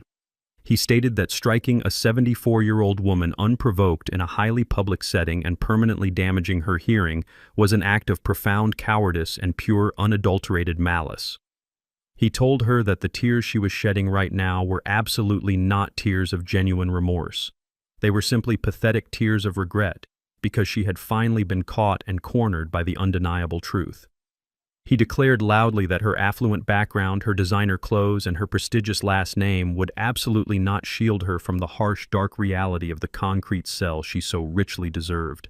The judge leaned forward, his dark robes casting a heavy shadow, and delivered the final, crushing blow. He officially sentenced Sutton to serve 3 consecutive years in the state penitentiary system without any possibility of early parole. The heavy sentence fell over the silent courtroom like an incredibly massive iron curtain. 3 years. 36 months of wearing a standard-issued orange jumpsuit. Over 1,000 days of sleeping on a thin, terrible mattress in a crowded, dangerous state prison completely stripped of her identity and her luxury. Sutton's knees completely buckled beneath her. The tired public defender could no longer hold her up, and she dropped heavily into her hard wooden chair. Then the sheer, absolute panic finally consumed her entirely. 2 large, uniformed bailiffs stepped forward from the dark shadows holding heavy, solid metal handcuffs. As they grabbed her arms to pull her up from the chair, the devastating reality of her lost freedom officially broke her fragile mind. She began to scream at the absolute top of her lungs. It was a chaotic, guttural sound of pure animalistic terror. She thrashed wildly against the strong physical grip of the armed officers, looking frantically over her shoulder toward the empty wooden benches at the very back of the room. She screamed for her father. She cried out Richard's name over and over again, begging him to use his massive wealth to stop the officers, to bribe the judge, to do absolutely whatever it took to save his precious little girl from being locked inside a cage. She screamed that she did not belong in a dirty prison and that she was a delicate, educated lady from Charleston. But her desperate screams simply echoed off the completely empty wooden benches.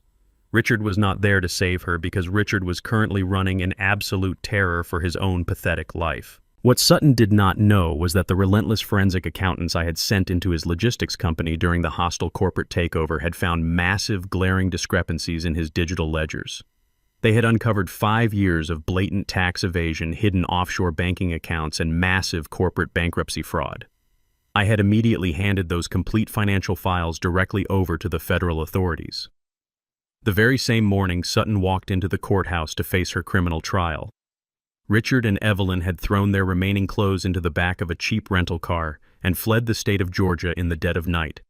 They completely abandoned their only daughter to face the merciless jaws of the criminal justice system entirely alone, while they desperately tried to outrun federal arrest warrants. The grand old money family that had looked down their noses at my son and treated my beautiful wife like a common servant had officially scattered like frightened cockroaches when the bright lights were finally turned on.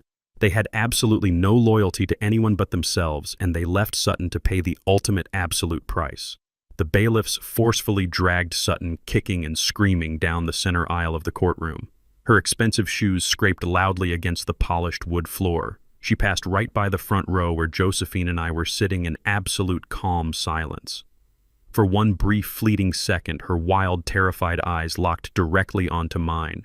She was looking at the quiet black man she had called a retired nobody, the incredibly dangerous man whose entire empire she had arrogantly thought she could easily steal. I did not smile at her. I did not gloat or offer her any final parting words of wisdom. I simply looked completely through her with the absolute cold indifference she thoroughly deserved. The heavy wooden doors at the back of the courtroom swung open, and the officers pulled her out into the bright hallway. The thick doors slammed heavily shut behind her, completely cutting off her hysterical screaming and plunging the room back into a dignified silence. The silence that returned to the courtroom was incredibly peaceful and deeply satisfying. The judge formally adjourned the court and struck his heavy wooden gavel one final time. The massive legal war was officially completely over. The criminal trial had concluded, the prison sentence was handed down, and the execution was absolute. I stood up from the hard wooden bench and gently offered my right arm to Josephine. She smiled an incredibly warm, genuine smile and slipped her hand softly through my arm. We walked slowly and deliberately down the center aisle of the empty courtroom. We did not rush our steps, and we absolutely did not look back at the defense table. We pushed through the heavy wooden doors and walked out into the bright, beautiful sunlight of the late afternoon.